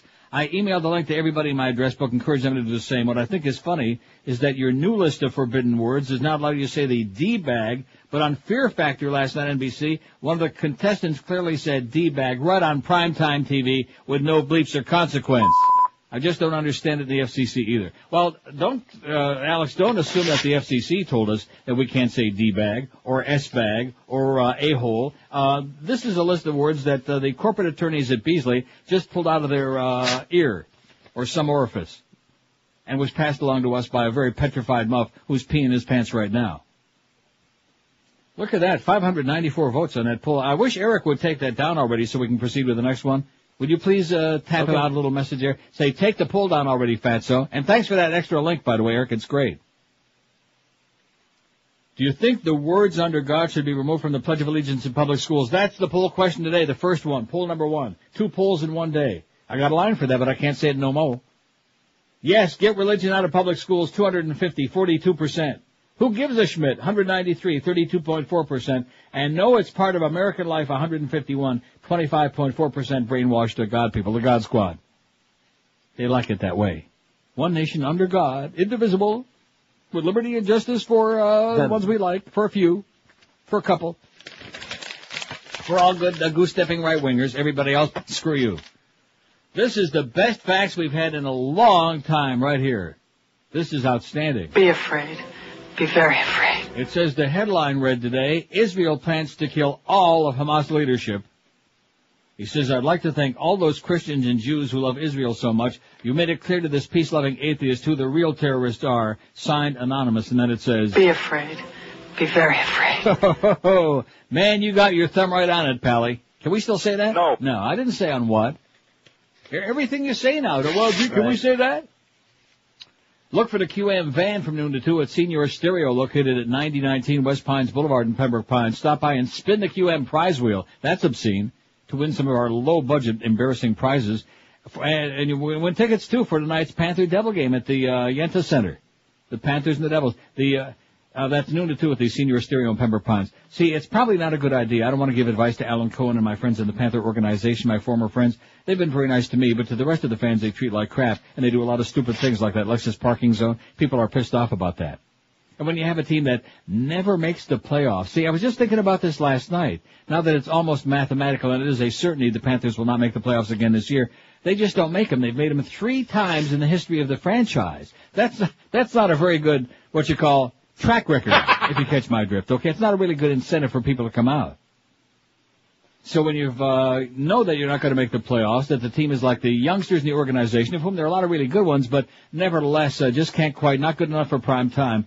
And then you go out of your way to see, it would seem to me also before the games, when they start blaring that music for people that get there early, that somebody from the organization would go downstairs, wander around in the stands, and find out if the music is so bone-crushing, ear-piercing, gut-wrenching loud that people can't even hear themselves thinking it's hurting their eardrums. Probably might be a good idea to give the high sign upstairs, say, hey, cut that back a little bit, okay, schmuck? 19 till noon at 560 QAM. Live and local. We're Sports Radio 560 QAM. It stinks in Miami town. Absolutely. At 560 WQAM. He's an American music icon, the original country punk. And now he's reaching across the Atlantic to pay tribute to England's greatest punk band. It's the best of Johnny Clash. The sheriff don't like it. Rockin' the Casbah. The Man in Black is back, on track, with a very special version of Train in Vain. Did you stand by me? No, not at all. Did you stand by me?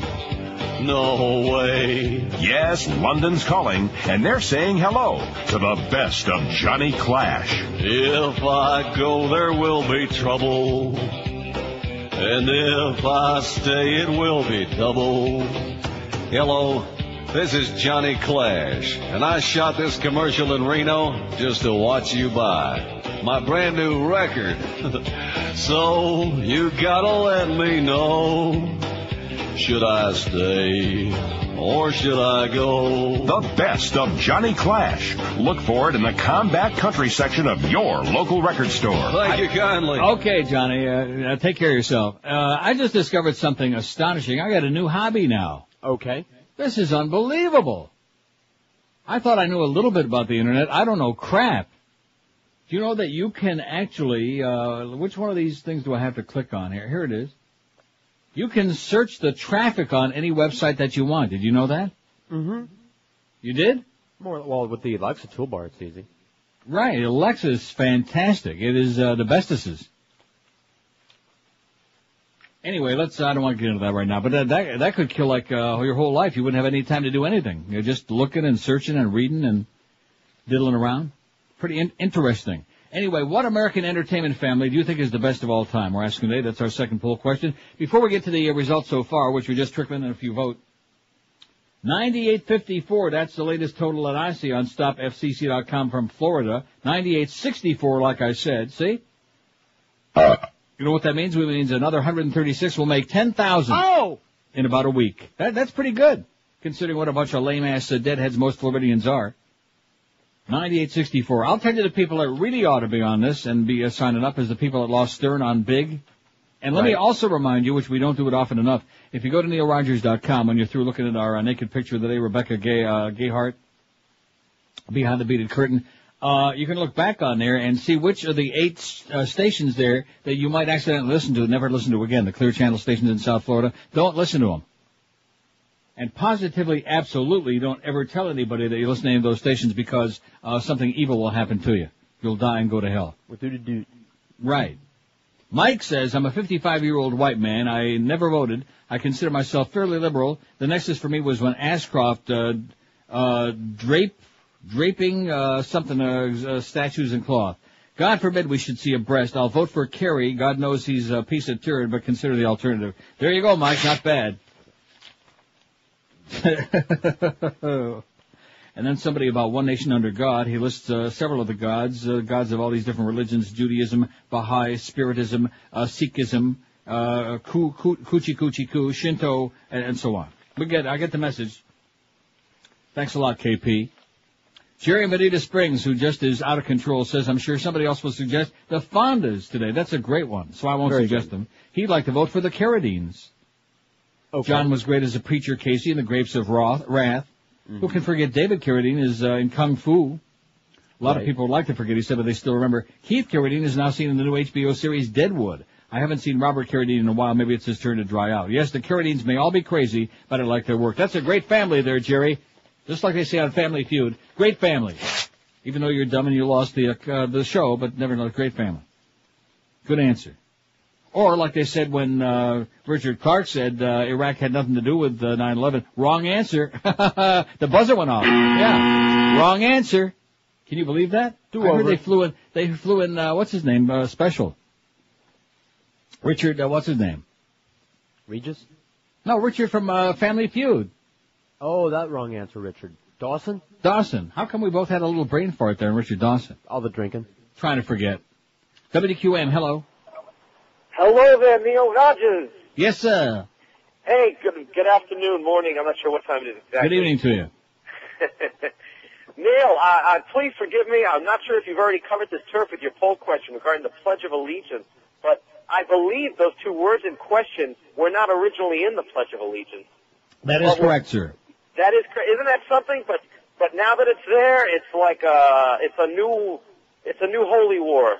Right. That's the God Squad had those words inserted. I think during the Eisenhower years they had that inserted. During the Eisenhower, that's right. Joe McCarthy was like calling everybody a communist.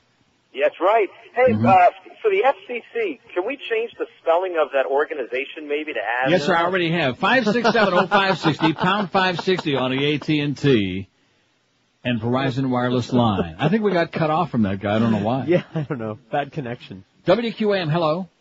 Neil. Yes, sir. How you doing? Pretty good. I have a suggestion for the poll or for the family. Go right ahead. Famous families. How about, I know one that you're going to really like, Mo Howard, Curly Howard, Shemp Howard. Yeah, the Three Stooges. There you go. Sensational. Sensational. Absolutely. Thanks a lot, Pally. Thank you. And don't forget, I'm listening. 44 votes on the new poll. Get out of there, Mo. Get lost. And I notice he and Joe Rose are really at it again, man. I don't know really, because I don't listen that much, but they're really into it big time. I think it had to do with that little handicapped girl or something and his comments about how she hates Joe. Oh, man. This Mo, you talk about an old turd who will just never grow up. How low can you go, Mo? Never grow up and never even begin to be close to being a human being. If you wonder why everybody in the building hates you, Mo, just look in the mirror. 44 votes. What American entertainment family do you think is the best of all time? The Sheen family. That's what I voted for. You want to know why? I saw a really good movie with Charlie Sheen last night. I never liked him all that much. Which one? He's all right. Never stole a I don't know what movie it was, though. I can't even think of what the hell it was. What was it? I don't know. I give up. Give me a Charlie Sheen movie. See, you can't do it, can you? Well, at any rate, it was pretty good. He's a good actor. Process. He really is a good actor. What happened in the movie? I'm sure I've seen it. No, you know what it was? It wasn't even a movie. It was on Biography Channel. That's what it was. Oh. The Biography Channel. That's what happened. They told her he was born and he, had problems, like things. Anyway, they just got passed by the Marx Brothers. Marx Brothers got 19 votes. The Sheens, Martin, Charlie, and Emilio Estevez, as the bird used to say, 16. I like Emilio Estevez for many reasons. The only problem is he's always got that disturbed look on his face. You know what I mean? Right, like his daddy is Martin Sheen. Why would you say that? How could you possibly say that about our president? I mean, the Jackson 7, the Sutherland family, Donald and Kiefer 5, the look at the way that Josh spelled Barrymore's with 2. I think that was my fault. Oh, there's only one in Barrymore. Barrymore? I scrolled it out You're fast. thinking of Gary Moore, okay?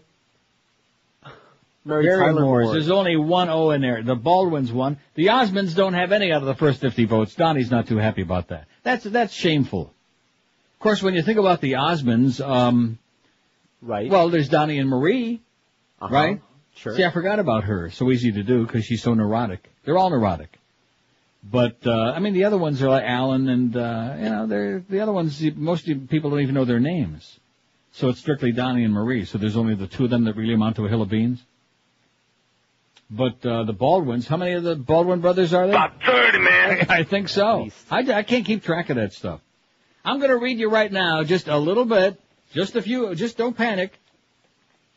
from the sleeve of the book, Against All Enemies, Inside America's War on Terror by Richard Clarke, and I went out there and bought it yesterday. I'll tell you one thing about the bookstores here, man. When the book comes out first day, they're here. The bookstore's here. U.S. $27, Canadian $39, But I have my discount card. The Bush administration has squandered the opportunity to eliminate Al-Qaeda. A new Al-Qaeda has emerged and is growing stronger in part because of our own actions and inactions. It's in many ways a tougher opponent than the original threat we faced before September 11. And we're not doing what's necessary to make America safe from the threat. No one has more authority to make that claim than Richard Clarke, the former counterterrorism czar for both Bill Clinton and George W. Bush. The one person who knows more about Osama bin Laden and Al-Qaeda than anyone else in this country, he's devoted 2 decades of his professional life to combating terrorism. Richard Clarke served 7 presidents and worked inside the White House for George Herbert Walker Bush, Bill Clinton, and George W. Bush until he resigned March 2003. He knows better than anyone the hidden successes and failures of the Clinton years. He knows better than anyone why we failed to prevent 9/11. He knows better than anyone how President Bush reacted to the attack and what happened behind the scenes in the days that followed. He knows whether or not Iraq presented a terrorist threat to the United States and whether there were hidden costs to the invasion of that country. Most disturbing of all are Clarke's revelations about the Bush administration's lack of interest in Al-Qaeda prior to 9/11. From the moment the Bush team took office and decided to retain Clarke in his post as the counterterrorism czar, Clarke tried to persuade them to take Al-Qaeda as seriously as had Bill Clinton. For months he was denied the opportunity even to make his case to Bush. He encountered key officials who gave the impression that they had never heard of Al-Qaeda, who focused incessantly on Iraq, who even advocated long discredited conspiracy theories about Saddam's involvement in previous attacks on the U.S. Clarke was the nation's crisis manager on 9/11, running the Situation Room, a scene described here for the first time, and then watched in dismay at what followed. After ignoring existing plans to attack Al-Qaeda when he first took office, George Bush made disastrous decisions when he finally did pay attention. Coming from a man known as one of the hardliners against terrorists, Against All Enemies is both a powerful history of our 2 decades-long confrontation with terrorism and a searing indictment of the current administration. I'm just going to read one paragraph, okay, from the first, how many pages have I read? About 30, man. And he's describing what happened in the moments after the attacks. Can I get to this one page? When later in the discussion, Secretary Rumsfeld noted that international law allowed the use of force only to prevent future attacks and not for retribution, Bush nearly bit his head off. No, the president yelled in the narrow conference room. I don't care what the international lawyers say. We're going to kick some ass. My and local. This is Sports Radio 560. QAM. I'm Frau Ileana Ross-Leitman, and I like scrubbing my smelly gorilla ass with soap made from Jews and listening to the Neil Roque Comunista Hour. Hey,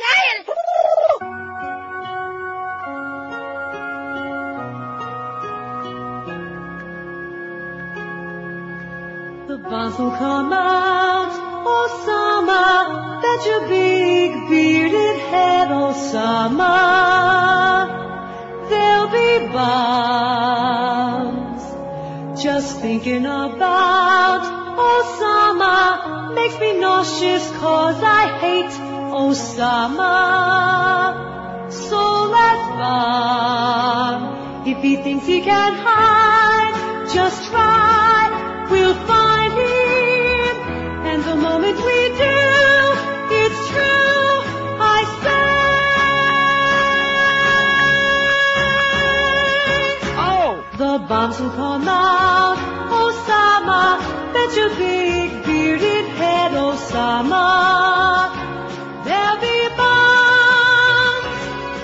Osama, Osama, you're dead meat, Osama. I hope it's just days away. Osama, Osama, you're dead meat, Osama. I hope it's just days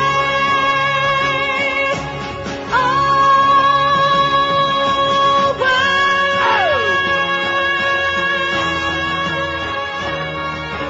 Well, that sure added a little class to this show, didn't it? Not a lot, just a little. Wow. I'm exhausted. 12:03 at 560 WQAM. We got 90 votes on the second poll. What American entertainment family do you think is the best of all time? Marx Brothers, 36. How come we don't have the Three Stooges on there? Why don't we? The Fine Brothers. We don't need to put that. Nobody knows who that is. The Three Stooges, huh? Okay. Or we can put Larry, Moe, and Curly if you like. Whatever you want. I don't see them on there. Sheen, Martin, Charlie, and Emilio, 25. What? What are you chuckling about? Josh said, whoa. Whoa, well, get with it. Don't be doing an Eric imitation. Oh, there it just went on there, 0. Baldwin's 1, Osmond's 2, Barrymore's 7, we got it spelled right now. Sutherland's 10, the Jacksons 11. See, more people vote for the Jacksons, but it's like, ooh, you don't want to do it, you know? Unclean. Oh. 5670560, pound 560 on the AT&T and Verizon wireless line. WQM, hello. Hello? Yes, sir. I just wanted to thank you for motivating me yesterday. I got like 30 people to get on that FCC. About 30, man. Excellent. Yep. I'm pretty happy. Can I add something to the poll? Go right ahead, please. Grateful Dead family. The Grateful Dead family. And they are a family. They stuck together for over 30 years. Were they related? Jerry Garcia and Rich Garcia? Mike over Garcia? Time. Yeah. Okay, thanks, Pally. The Grateful Dead family. How about the Doors family? Sure. The Beatles family? The Walls family. Right. The Walton family. The Partridge family. Hey, well, why aren't they on there? Well, how about the Cowsills? The Cowsills is good. That's a good group. They're a family. Right. Cowsills good. They won't get any votes. I like the Cowsill. Me too. Partridge family. David Cassidy is Shirley Jones' stepson. Is he really? You didn't know that? No, I didn't. She was married to Jack Cassidy, and he was Jack Cassidy's son by some other lady. Got it? Got it. Sean Cassidy is her son, which, quite frankly, I'd be ashamed. 5670560, pound 560 on the AT&T and Verizon wireless line. Famous families, man. The Cowsills qualifies. You can put the Partridge family on there, but Daddy Bone and Douchebag ain't part of no family. And neither was that, what was that guy's name? Tom Madden? Dave Madden? Whatever his name was. Ruben Kincaid. Right, Dave Madden. WQAM, hello. Hey, Neil. And Susan Day Nieder. Yes, sir. Hey, what are the chances of Rick and Suds going to Big? Going to what? Going to Big 106. None. None? 0. I mean, why did they just fall off the face of the earth? Why? Well, because they went to work for Clear Channel. That was their worst mistake ever. Clear Channel bought out the station that they were on, and that was the kiss of death for poor Rick and Suds. That was the end of them. But I mean, not even an AM station anywhere would pick them up? Evidently not. They've been on the beach a long time, man. Listen, Neil, I used to live in Tampa. That's where I first started listening to you guys. I'm so sorry. No, what's your take? You made some hints about Ron and Ron with drugs and everything. Did you really think they were that bad or what? Ron and Ron with drugs? Well, doing drugs in the studio, like. No, they weren't doing drugs. They were doing hookers. They weren't doing drugs. Oh, you never thought they were that talented, though, huh? I thought they were grotesque. I thought they were awful. They had a huge following before Howard came down here. In Tampa, they had a huge following because that was their speed. That's where they're coming from. But I mean, even Hillbilly heaven. Even Zeta down here picked them up, and they were like, weren't they number one at one point? For about a week, yeah. Yeah, I guess it's all hype, huh? I think they suck. I mean, I'll just be honest with you. If I thought they were any good, I would tell you, but I thought they were pathetic. And then you notice when they came to Miami, Ron Diaz didn't even have the balls to be with the show. He just disappeared off to Costa Rica or somewhere and vanished into no man's land. Well, that was after his wife died of AIDS, I think. He was making jokes about that on the air, so it had nothing to do with his wife dying. He was making jokes about that, just like some other guy. Who was the guy that they had on in the morning with Ron Bennington? He was making jokes. Billy Hayes. Who was it? Bill Hayes. He was making, no, that's not the one. There was one guy that had on there was making jokes about his handicapped kid. Remember that? Billy Hayes. Is that, I don't know who that is. I don't remember him. He must have made a big impact. And then, of course, they had Sonny Fox on there for a while. Remember Sonny Fox? Mm-hmm. Oh, and listen, speaking of Sonny Fox. You can't impersonate Sonny Fox anymore under these new guidelines. Oh, you can't? Well, I know one thing we can't play. Hi, this is Sonny Fox. I listen to Neil Rogers because I can hear the word. Yeah, that's what you think. That's what you think, Sonny. Because you used to be able to hear the word, can't say that. Ron and Ron. If you like them, I'm happy for you, but you won't hear them coming back anytime soon. In fact, what are they, I don't know what they're doing. Ron and Fez is somewhere, and Diaz came back someplace else. I don't know. I know that I really enjoyed their manager, Tommy Kramer. who didn't do drugs in the 60s when everybody else did. I think he waited till just more recently. WQAM, hello. Hello? Yes, sir. Yeah, a couple names for the poll. Go right ahead. You've got the Douglases, Kirk and Michael. Right. Great. How could we forget them? That's bad. That's embarrassing. Can't forget those guys. What about the Tylers, Steve and Liv? Right. That's good. And you were hitting music before. How about the Mandrell sisters? The Mandrell sisters. Barbara and Louise, and there may have been another one, I'm not sure. And Shania. Thanks, Pally. Have a great day. Sure thing, you too. Okay. Yeah, the Mandrell sisters. Of course, that's if you like them country music people, which I'm not all that crazy about country music. I hate it. Even worse than Ron and Ron. Marx Brothers 43. This is going to be fun, this one. I like this. 113 votes. The Sheenies, 29. The Jacksons, 13. Donald and Kiefer Sutherland, 10. The Barrymores, 9. The Three Stooges, 6. That's because they like Mo. Absolutely. Osmonds, 2. Baldwin's 1. The Partridge family doesn't really belong on it. That's not a family, okay? Let's get that off of there. I thought we were yoking. Let's replace that with Steve and Liv Tyler. And then what was the other ones he said? He had a couple of good ones there. Mandrell sisters and Mandrell sisters. And what was the other one? Douglas family. Douglas family. Kirk and Michael Douglas. Man, what a jerk for forgetting about Kirk and Michael Douglas. See. Here's the fax that says, some time ago I came across a quote that was attributed to Emile Zola, which I paraphrase as, who played Emile Zola in that movie? Arthur Franz? What movie?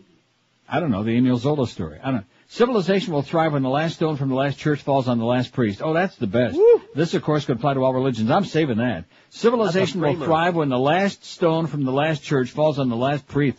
That's good stuff, man. Wow. Or when the last altar boy falls on the last priest. What is this? It's fake, obviously.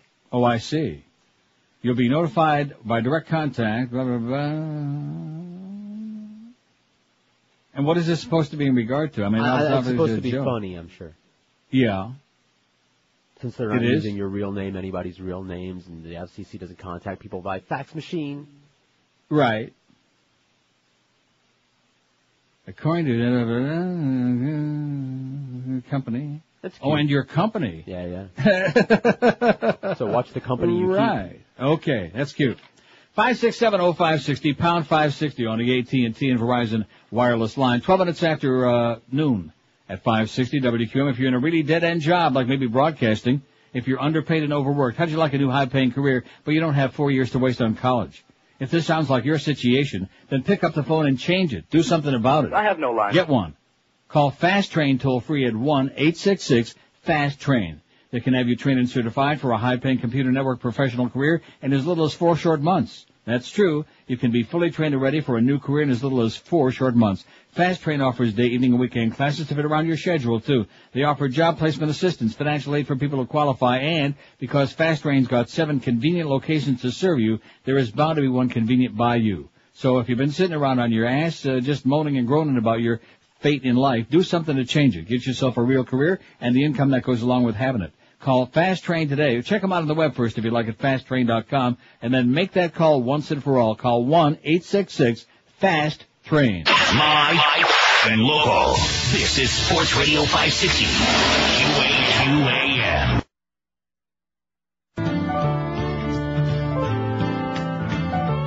Well, he went on TV and he talked to Tim Rutherford.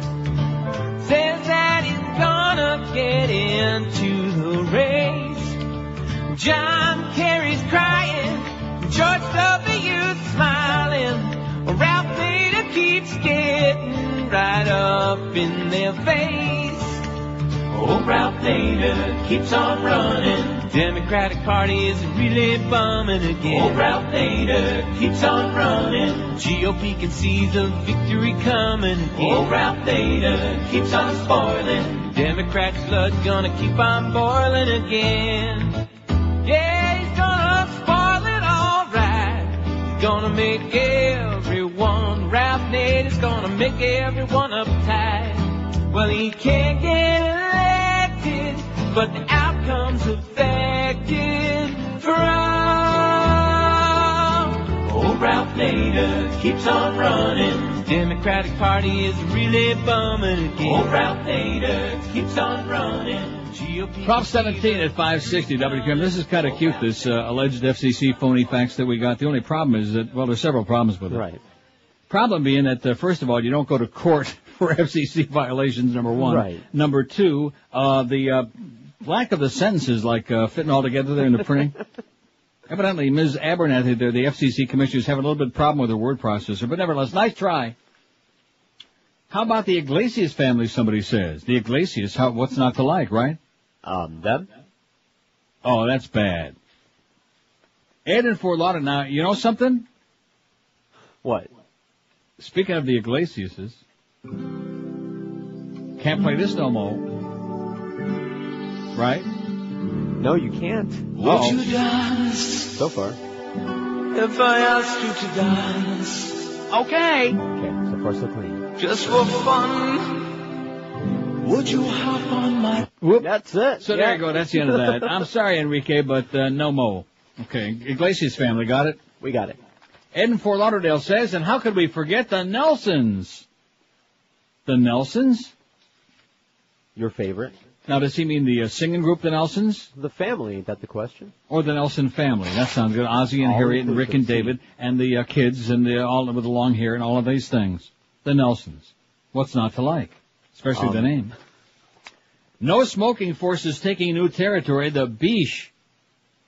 10 years after California set a national precedent by banning smoking in restaurants and bars, and months after prohibiting it within feet of government buildings and playgrounds, many of the state's coastal cities are now banning smoking at the beach. Health and environmental officials say the moves are a logical extension of smoking bans in other public places and are necessary to meet state and federal anti-pollution requirements. Some legislators, however, fear the government is prying too far into private lives with unnecessary and overly puritanical dictums. Solana Beach was the first California city to ban smoking at the beach when it enacted its prohibition last September. San Clemente imposed a similar ban last week. Santa Monica is likely to follow suit on Tuesday, and Encinitas may vote on the issue within a month. With the momentum of early victories, anti-smoking activists are taking their arguments to other coastal cities, from San Diego to Manhattan Beach, Hermosa Beach, Huntington Beach, Newport Beach, and beyond. Los Angeles is also drafting a no-smoking ordinance for Venice, Dockweiler, Will Rogers, and Cabrillo beaches as well. Cabrillo? Whatever. I don't know. This really is a very basic issue, which is that the community is standing up to protect its youth and citizens from tobacco smoke and litter, said Judy Strang, Executive Director of Youth Tobacco Prevention Corps, a group of teen activists that set the legislation in motion 2 years ago at Solana Beach. The group, which seeks smoke-free beaches, parks, and recreational areas, approached 3 city councils in 2002 for provisional one-week bans. It goes on and on and on. It's so sad. So sad. Let's start punishing the smokers. They're addicted to nicotine, just like us fat people are addicted to refined carbohydrates, but nobody wants to believe it. And I still say, with all these gigantic anti-tobacco company lawsuits, that when they decided to throw out the lawsuits again, well, of course that was the big business people. That was the Republicans. Oh, you can't sue McDonald's anymore. Can't sue Burger King. Why not? At least not for addicting you to their food. Because they said, what do you mean, why not? Are you starting in again? Yeah. Shame on you. 5670560, pound 560 on the AT&T and Verizon wireless line. Don't forget the QM van right now with the Unctious Scott. Go take a look at that. Till 2 o'clock at Senior Stereo at 9019 West Pines Boulevard in Pembroke Pines. Stop by and win the QM prize wheel for a chance to win some tickets for tonight's Panther Devil game at the Yenta Center. That's now till 2 o'clock, Senior Stereo in Pembroke Pines. 9890 Florida signatures on the petitions on StopFCC.com. Means 110 to go. We better get on top of this, okay? I don't want to take it for granted that we're going to get to 10,000 by 2 o'clock, because if we don't, man, stuff's going to hit the fan. Make no mistake about it. WQAM, hello. Hey, want to talk to Neil? Speaking. Yeah, Neil, can I give you one for the poll? Go right ahead, please. The Bridges. Jeff and Bo and Lloyd. Jeff, Bo, and Lloyd Bridges. The Bridges. Who picked the wrong day to quit sniffing glue, right? Absolutely. A bad day to stop amphetamines. Okay. Good choice, pal. Thanks. Okay, pal. Take care. How do you like that? Good choice. He was, huh? That's a good choice. It is a great choice. The Bridges. bridges, boats, and... I picked a bad day to quit sniffing glue. Exactly, just what he said. 5670560, pound 560 on the AT&T and Verizon wireless line. Here's line 9. QAM, hello. QAM. Not there. QAM, hello. Can we go for 3 in a row? Let's do it. WQM, hello. Yes, Neil. Speaking. I have 2 for your poll. Yes, sir. The Wayne brothers? The Wayans? Yeah, the Wayne brothers. The Wayans family. Right. And the Bridges, Todd Bridges, and, And Lloyd? Yes. And Jeff? Yep. Okay, thanks, pal. And it's a bad day to quit sniffing glue. He wasn't listening. Okay, so the Wayans, Damon Wayans and Sean Wayans. Keenan Ivory. Oh, there's a whole bunch of Wayans. I thought that's what they did before a boxing match. 5670560. They're the ones that did that. Marx Brothers 61, favorite American entertainment family, the best of all time. Marx Brothers 61, and they're way ahead. Look at that. The Sheens, Martin, Charlie, and Emilio Estevez 35. Three Stooges 20. I thought more people like Mo. Absolutely. But I guess not. Barrymore 16, the Jacksons 15, the Sutherlands 14. And after that, it's really slim pickings out of 167. Osmonds have only got 3. Wow. The Nelsons 2. The Nelsons have a pair. Baldwin's 1. Bridges 1. Tyler's, Iglesias, Mandrell sisters, and the Wayans none. And look at how he spelled Wayans. Waynes, as in Wayne's World. What? W-A-Y-N-E-S? Waynes? No, I think there's an extra A in there somewhere. There's supposed to be an extra A in there somewhere. Look at that spelling. I don't know. I think that might be right. We'll check it. I think there's an A between the Y and the S. You know something between the two of you? How could it possibly be E-S? How could there be an E-S? When I type Damon Wayans in, that's what comes up. It's Wayans, though. It's Wayans. Wayans. Do you know your Wayans to San Joseans? I'll do a search, too. You did what? I think it's W-A-Y-A-N-S. That's what Damon I thought. Wayans. Is that correct? Yeah. Well, see, no matter what you search for, it's going to come up. I told you that the other day. No, it'll say, do you really mean Damon Wayans? Neil got one right for old time's sake. W-A-Y-A-N-S. There it is on IMDb, so it must be correct, okay? They don't make no mistakes. W-A-Y-N-E-S, man, between the two of you, you ain't got your spelt right. What you talking about? I was agreeing with you. Oh. WQAM, hello. Hello. Yes, sir. I'd like to speak to Neil. Speaking. Neil, Yes, I am. how you doing? Pretty good. I got one. Go ahead. The Wilsons. The Wilsons? Oh, Carney Wilson, Brian Wilson, Carl Wilson. Sure. All of these people, right. Right. All of these things. Good choice. Thank you, Will. Thank you. Dennis Wilson, he's dead. Carl Wilson, he's dead. The Wilsons, how do we want to say that? Because they won't know who we're talking about. The Wilsons. No, that's not going to cut it. They're not going to know that. They're going to think you mean Mr. Wilson on Dennis the Menace. How many kin did he have? Bunch, I would say. About 30, man. No, seriously, I don't know how you say it. Well, put something in parentheses. Like what? Give me some Wilsons. Well, there's Carney and Brian and Carl and Dennis. I think that's them. That's it. Did I leave anybody out? Put in parentheses, the singers. How many other Wilsons are there? Jackie Wilson? Jackie Wilson, he's not in there. But there's no kin. How about the most famous Wilson of them all? Woodrow. Oh, well. See, catch my drift? Hey, well, this intellectual audience, man, they know they're Woodrow Wilson from Princeton. El Presidente. So you put it however you want, okay? If it's as good as the way you put the Wayans, it should be a real hoot. 26 past noon, the Mad Dog at 2, the Humper from the Bahamas, from Wyndham Nassau Crystal Palace at 4. Panther people at 7. The Panthers host the Devils tonight at 7:30 at the Mac Arena. Any interest? No. Hey, spring into savings right now and save like never before on a new car or truck from Armstrong's Toyota of Homestead. They're on US 1, 20 minutes south of the 836, and Armstrong's Toyota of Homestead is worth the drive no matter where you're hanging out because they're going to save you a crap load of money on great new Toyotas. Check out these great leases. An 04 Camry or 4Runner for just $269 a month for 48 months. How about an 04 Highlander for just $309 a month? Need a truck? How about an 04 Toyota Tundra, the safest truck in America, for just $179 a month for 48 months?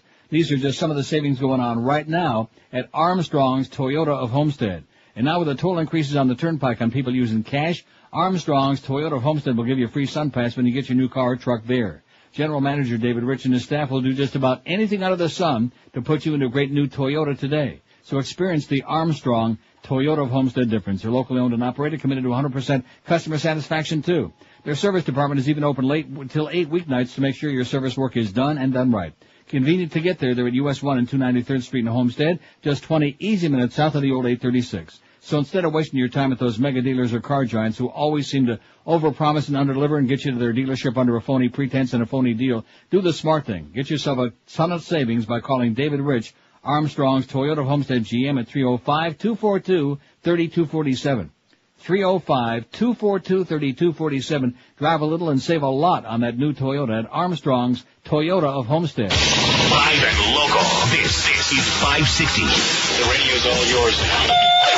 QAM.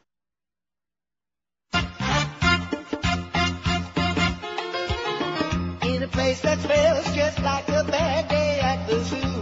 If the scumbag dressed in drag that drink they'll bring me to, yeah.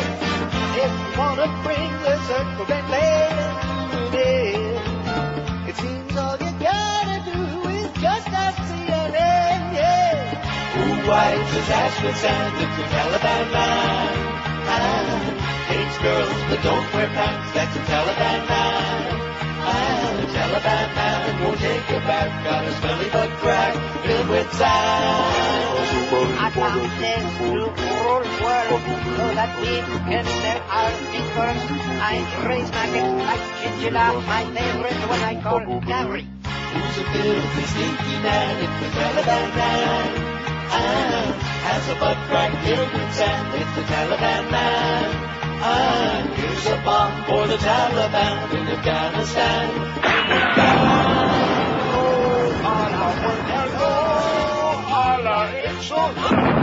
Top 32 at 560 WQM. Here's a fax. Says, how about the Fondas? I thought we had them on there. I said the Fondas. Peter, Jane, and Henry. Right. Kind of fond of them. Somebody never put them on there. Whoa! It says, I got all 8 employees on my job to sign up on StopFCC.com. Keep up the good work, says Sergio and Hialeah. Don't say keep it up. Can't say that no more. Now let me take a peek at that thing. 9906. That means we need just 94 more people with the cojones to sign that petition between now and 2 o'clock to get to 10,000 for Florida. Like I said, it's just a nice even number. We got a long way to go after that. And we're going to work on that ad in USA Today. We're going to raise some money on that. Take out a quarter-page ad at least. Publicize this website so people know about it. 76,021 signatures on there right now. Can you imagine if people really knew about it? And let me say it again, the cheap channel people, the stations, the 1,200 radio stations that they own, you think the people on those stations are going to be promoting this? No. No, under penalty of death? That's funny. Well, that's the sad part. That's one of the reasons it's hard for people to have an outlet. The Olsen twins, it says. The Olsen twins. Okay. Was Johnny Olsen one of them? Yeah. Merlin Olsen was one of them. How can we forget to add the two, this is cute, the Two Stooges, Colin and Michael Powell. That's cute. Don't put that on there, by the way, Josh. I mean, it would seem pretty much common sense he wouldn't put it on there, but with Josh, you never know. He's dangerous. The Booth family. Yeah, they were very entertaining. Junius Booth, Edwin Booth, and John Wilkes Booth. They were entertainers. Yeah, they were great entertainers. Tilly sisters, Jennifer and Meg. Do we want to put the silly Tilly sisters on there? Why not? Why not? The Coppola family, also misspelled. Boy, I'll tell you one thing. The spelling in America is really bad. Really bad. Coppola, not A-L-A, eh? The Coppola family. Oscar winner Nicolas Cage Coppola. Oscar winner Francis Ford Coppola. And Oscar winner with a big schnoz, Sophia Coppola, says DJ Valentine. He spelled them all wrong, but nevertheless, at least he's consistent. Oh, Sophie, what a schnoz, man. Why did we ever have to see her again? One of those things. Mm. Well, let me tell you something, my Mick friend. The Quaid family. Who the hell is the Quaid family? Am I supposed to know who they are? Randy and Dennis. Oh, that's right, but it's also spelled wrong. Look at that, Q-U-A-D-E. Isn't it Q-U-A-I-D? That's what I thought. Yeah. Well, everybody's spelling bad because they don't want you and Josh to feel too bad. Ron Diaz is doing sports 9 to 12 on Clear Channel. What? Ron Diaz is doing sports? What is that all about? On Cheap Channel, no less. Boy, they'll put almost anybody on the air. That's pretty sad. It's the Ron Radio Network. Olivia de Havilland and Joan Fontaine. Are they kissing cousins? What are they? I guess they're related. Are they sisters? No idea. Were they married? I don't know. Olivia de Havilland and Joan Fontaine. How about Johnny Fontaine? The Three Stooges who were brothers were Moe, Curly, and Shemp Howard. Real names, Moses, Jerome, and Samuel Horowitz. Absolutely. Larry was no relation. Well, how do you like that? If sportscasters are included as entertainment, and good ones should be, then the Carey family is pretty solid. Also misspelled. It's C-A-R-A-Y. How about Harry and Chip Carey and Skip Carey? Harry, Skip, and Scary, whatever name it. Got it? Okay. Harry, Chip, and Skip Carey. C-A-R-A-Y. When you mentioned the Barrymores, you admitted Lionel, who was the best. He made over 200 films, starring in the very early silence of the 1950s. His most famous roles were Mr. Potter in It's a Wonderful Life and Lauren Bacall's father in Key Largo. Well, how do you like that? Lionel Barrymore. P.S. Oh, yeah, how could we forget the Gibbs, the Brothers Gibb? The Brothers Gibb. That's all you need to do is put that down. Or you could put the Bee Gees. However you want. I'll leave it up to you. Please spell her right. G-I-B-B-B-B-B-B. Billy Bibbit. Susan in Naples says, I've always been a Republican. Now that I've been listening to your show, I've opened up my eyes to reality. Republicans scare me. Now you're learning, Susan. Nice going, sweetheart. Granted, John Kerry isn't all that, but he's better than Bush. I'd even vote for Al Sharpton over W, says Susan. You're making some progress, sweetheart. Good work. The Arquette family. Oh, this is beautiful. The Arquettes. Remember Charlie Weaver? Cliff Arquette? Okay. You don't? Roseanne. I remember Charlie Weaver, sure. Who's on line 9? QAM. QAM. That's twice in a row nobody on line 9. I thought it might be somebody important like, I don't know. Roseanne, Patricia, David Arquette, Alexis and Richmond, all actors and actresses. The Arquette family. That's one with lots of, I never realized that this was going to be so fantastic, you know what? What do I know? The Allman Brothers, of course. Of course. And, Steve says, the Carpenters, Richard and Karen Carpenter. What's not to like? In fact, let's play some Carpenter music. No. What do you say? Come on. I got some here. And the Fondas, which we left off. We apologize for that, by the way, very profusely that we left off the Fondas, even though I said it a long time ago. Josh was busy. What American entertainment family do you think is the best of all time? 231 vote. Marx Brothers 73. The Sheens 41. Well, I mean, the Three Stooges 37, even though they might not have all been related. The Jacksons 22. The Barrymores 19. The Sutherlands 17. Donald and Kiefer. I don't like either one of them, to be honest with you. They're Canadian, though.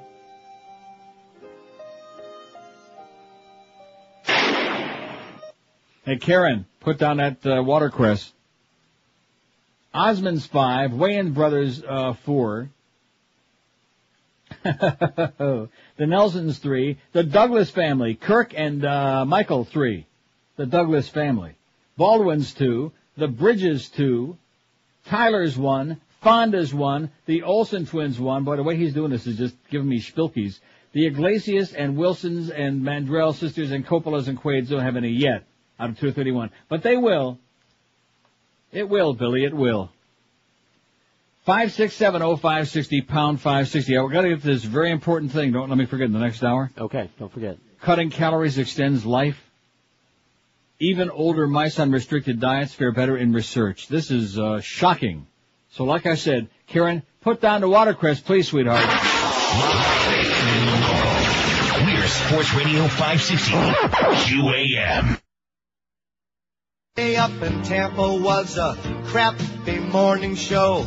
Then in Orlando they ran it too. Now they can't compete in old Tampa Bay. They're on in Jacksonville and Zeta too. Run and run. They just aren't that funny.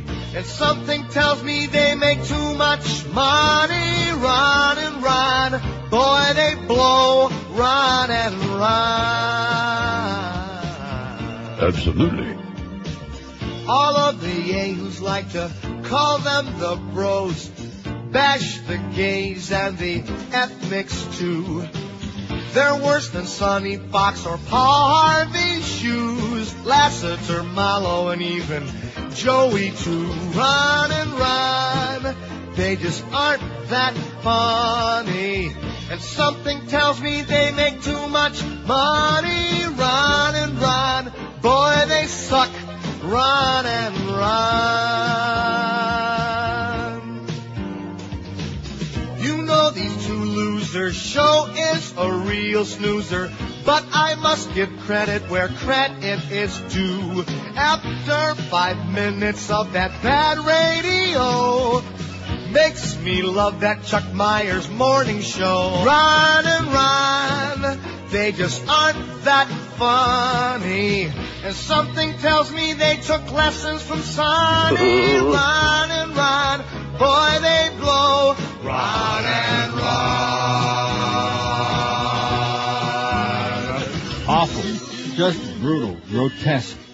12:45. I mean, they were fine for Tampa and maybe for Orlando. Though if they would have just stayed there, they might have been okay. Catch my drift? Yeah. Maybe. Anyway, here's the facts from Tom, who says the Van Dyke family, Jerry, and then he's got D blank. Right. Oh, you can say Dick Van Dyke. Jerry and Dick Van Dyke. But just say it real fast, Tom. Yeah, let's put them on there, even though I can't stand either one of them. Yeah, but his niece did pornos, too. Oh, like I said, the Van Dyke family. Study, cutting calories extends life. A study in mice suggests that a low-calorie diet could help extend life even if the dietary change doesn't start until old age. Oi! The study appearing this week in the Proceedings of the National Academy of Sciences showed that mice at the relatively advanced age of 19 months that were placed on a restricted calorie diet lived 42% longer than littermates who continued to eat a standard diet. Littermates? Other studies have shown that young mice put on a low-calorie diet live much longer than mice fed the standard fare, but the new research suggests it's never too late to enjoy a life extension benefit by reducing calories. Cut the fat. Stephen R. Spindler of the University of California, Riverside, leader of a team conducting the research, said there's little evidence yet that dietary restrictions will extend human life, but in mice at least, sensible eating even at older ages clearly has a longevity benefit. He said a 19-month-old mouse is age equivalent of 60 to 65 years old in humans. So, in other words, don't feed your mouse too much.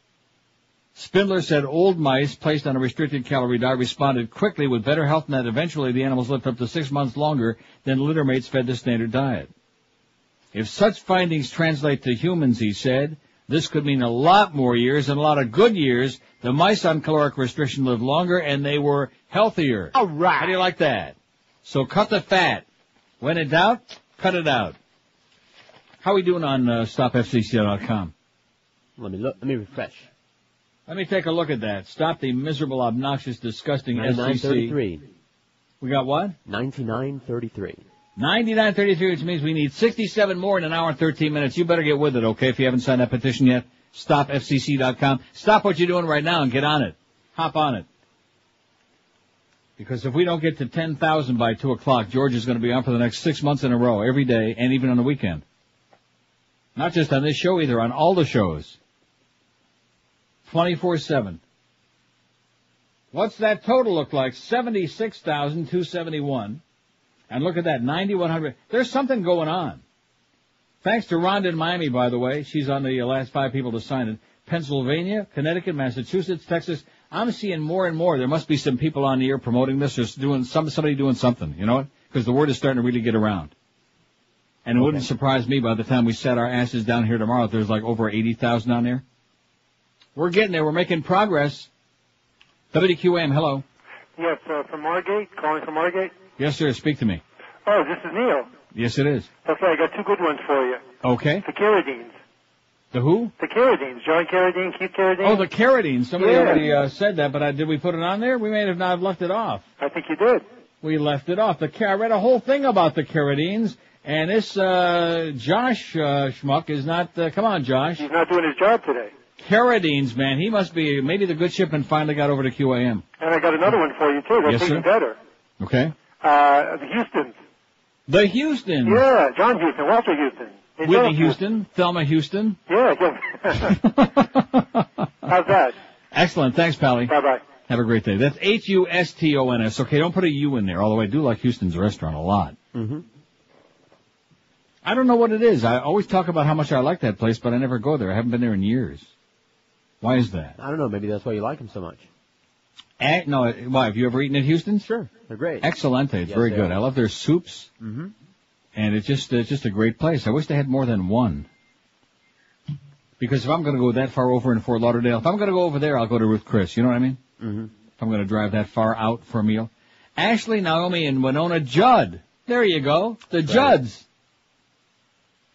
Got it? We got the Judds. All right. Here come the Judds. 567-0560, pound 560 on the AT&T and Verizon wireless line. I have a very good Jimmy Breslin column, but it's too serious and more, but I don't want to read it. It's on the website. A Call for Civilization Amid Darkness of War by Jimmy Breslin. Well, he's really written some fabulous, I mean, he's always written good stuff, but in the last year or two, just unbelievable good stuff. Marx Brothers 81. The Three Stooges are making their move now. Absolutely. Mo is he put the pedal to the metal. 55 for the Stooges.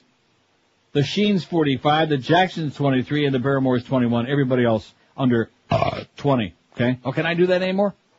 Today. Better not do that more than twice. We'll get some more of those phony letters. I mean, stop and think about the effort. I know who did it, too. Believe me. Yeah. Okay. Here's a fact. What, you don't? I got a thought. Yeah. Here's a fact that says, here are my two picks. Lucy and Desi. C. Well, now see, if we call her Lucille Ball. Are we doing married couples? We can't say the Balls. That's the question. No, we can't. No, we cannot say the Balls. The Arnezes. Burns and Allen. And, how do we say that? George and Gracie, Burns and Allen is good, okay? Burns and Allen. Nobody's going to vote for them anyway except us old-timers. And how do we say Lucy and Desi? I guess we just say Lucy and Desi, the Arnezes. Well, and then, of course, what about the other Arnezes? That's what I'm saying. Oh, that's Desi, non-related Arnezes. Desi Jr., who couldn't act as right of a paper sack, but he really had great blue eyes, man. He was. Anyway, and then what was the daughter's name? Lucy? I don't know. I think that was her name, too. Lucille. Yeah. Lucille Ball Jr.? She was so dumb. Oh, my God. Was she? You remember her? Yeah. Wow, was she dumb. And didn't look all that good either, so it's a bad combination. Anyway, what about James Arness? The Arnezes with a Z, not James Arness, okay? The Arnezes. Oy vey. Let's see. Olivia de Havilland and Joan Fontaine were sisters, but we're not putting that on there because they won't get any votes anyway. Doug, the Fairbankses, senior and junior. The Fairbanks. Yeah. I love the great scene when they were both in the same movie and he said, "Grab my junior, honey." It says if you do the Booths, then Eugene O'Neill would count and James the Count of Monte Cristo. Oh, God. Now it's getting to the point I can't handle it no more. I'm so sorry I did this. The Wilsons, question mark, it says Anne and Nancy of Hart. Okay. Oh. Different Wilsons. Different Wilsons. So what did we say? We said singers, so we got to change it. Yeah, change that Wilsons you got on there and put in there like Brian and daughters, Brian, etc. Okay, they'll know if it's Brian Wilson, they'll know, etc. And then Hart. Then another one, Wilson, Ann and Nancy of Hart, or just Ann and Nancy. Got it? Have a heart. I'm getting Nancy just with this. I didn't realize I opened up such a Pandora's box. Can I still say that? No. Oh, sorry. Very sorry I said that. I take it back. I apologize. It's the name of a porno. What's that? Don't say it. Not. You did. 567-0560, pound 560 on the AT&T and Verizon wireless line. So many relatives in so little time, you know what? WQAM, hello. Yes. Yes, sir. Yes, how about Liza Minnelli and her crackhead mom? All right, good choice. Yeah, thanks. Thanks. Judy Garland, Liza Minnelli. How do we say that? Judy Garland, Liza Minnelli, I guess, huh? Okay, well, I don't like making these too long, and of course Josh is making them like the Tylers, you know what I mean? Does that include like John Tyler? All of them. The whole Tyler clan. John Tyler was our 10th president because William Henry Harrison didn't know enough to come in out of the cold. It's who they want it to be. I see. The Coppola. Now, did we ever put the Carradines on there, or are you just not going to put that on? He doesn't know how to spell it. He doesn't Carradine. Carradines, the Carradines. Carradines. Even I know that. They're not the Houstons? Have you got the Houstons on there? Hustons? We're getting to it. There's a little bit of a bottleneck. There's like a delay? Yeah. What's that? Why? What's the problem? There's spell checking. I don't know. Listen, just listen to me, okay? I'll give you the correct or incorrect. However I give it to you, just put it on, then I'll take the blame. WQAM, hello. Is this 560 QAM? 560 WQAM, yes, sir. Yeah. Could I speak to Neil? Speaking. Neil, how about the Osmonds? The what? On your poll today, the Osmonds. The Osmonds, as in the Osmond brothers and Marie? Yeah. They're not doing too good. They're on there. They got a couple of votes. Thanks. I mean, the obvious ones, Osmonds were one of them, and they only got 5 votes. Why is that? I guess people just don't like them no more. No. Maybe they didn't like them in the first place, huh? No. Maybe they just don't like Mormons. You think that might have something to do with it? Huh? Come on. Here's one that says, I heard Ron Diaz's wife on air in Tampa talk show. What is that? Oh, he's got a new wife. She's giving Ron a run for his money. Or some lady petition signer from day one. Thank you, sweetheart. I'm not really sure I know what that fax means, but his new wife, was on a talk show in Tampa. Well, everybody in Tampa's got a show, don't they? Uh-huh. Sure. He has a wife, you know. Yeah, that was really sick. He's making jokes about his wife dying from AIDS, and then the guy they brought in to replace him in Miami is making jokes about his retarded kid or handicapped kid, whatever. It was just, the whole concept of that show was strictly hillbilly heaven, man. They should have just done the show from Lutz. 12:56 at 560 QAM. Live and local. This is Sports Radio 560 QAM. Not just the 1 to 2 hour, it's a phenomenon. Hi, folks. Dennis Miller here, and I'm standing here with President George W. Bush, the man I'm endorsing for re-election. Hey, everybody. Well, George here is doing a great job. I mean, when it comes to getting it done, he makes Churchill look like Neville Chamberlain. Isn't that right, sir? Oh, yeah. Yeah, he's my favorite basketball player. Right, and President Bush really stands up to the terrorists. I'll tell you, better than the Democrats. I mean, come on. Those guys have the backbone of a nematode on muscle relaxers, okay? Yeah, I think I used to lick nematodes back in my frat days. And speaking of licking, George W. Bush is going to give the Democrats a bigger licking than Hooch gave Turner. Well, I know what Hooch is, but who's Turner? George W. Bush is going to turn this economy around faster than little Reagan's cranium in The Exorcist. I didn't know Ronald Reagan was in that movie. I mean, come on, I don't mean to go off on a rant here, but George W. is to proactive foreign policy what Heisenberg was to quantum physics, okay? I was always good at phys ed. So please, folks, come November 2004, vote for George W. Bush. Trust me on this one. You'll be happier than Reuben Studdard with a fistful of Ponderosa coupons. I think I get that one. Oh, good. Paid for by the surprising new friends of George W. Bush. 101 at 560 WQM Mad Dog coming up at 2 o'clock. We got 99 and what? 67. We need 33 more. That's a piece of cake. Right? Easy. We can do it. 9967 signatures on the petition, StopFCC.com. 10,000 by 2 o'clock. That's our goal today. Don't forget, we got one more hour over there with Wild Scott. Different Scott from the petition, thank goodness. Look for the QM van noon to 2, now to 2 at Senior Stereo at 9019 West Pines Boulevard, 9019 West Pines in Pembroke Pines. Stop by and spin the wheel and maybe win tickets for tonight's Panther-Devil game at the Yenta Center. Now till 2 at Senior Stereo in Pembroke Pines. When you run into Scott, you'll be in for real experience. Trust me when I tell you. WQAM, hello. Hi, Neil. Yes, sir? Okay, I have a couple of additions for your list. Go right ahead. You've got Lon Chaney Jr. and Sr. Right. Lon Chaney Jr. and Sr. Get the honey, Jr. There's one for you. Cheney, by the way. Cheney. Not to be confused with Vice President Dick Cheney. Right, and you've got, what do you call it? Oh, boy, it's escaped me. Douglas Fairbanks Jr. and Sr. Yeah. Didn't we get that on there? I mentioned that. Yeah, we got that. Right, we got it. Another duo that were very good was Alan Hale Sr., and his son was okay also. Nathan Hale.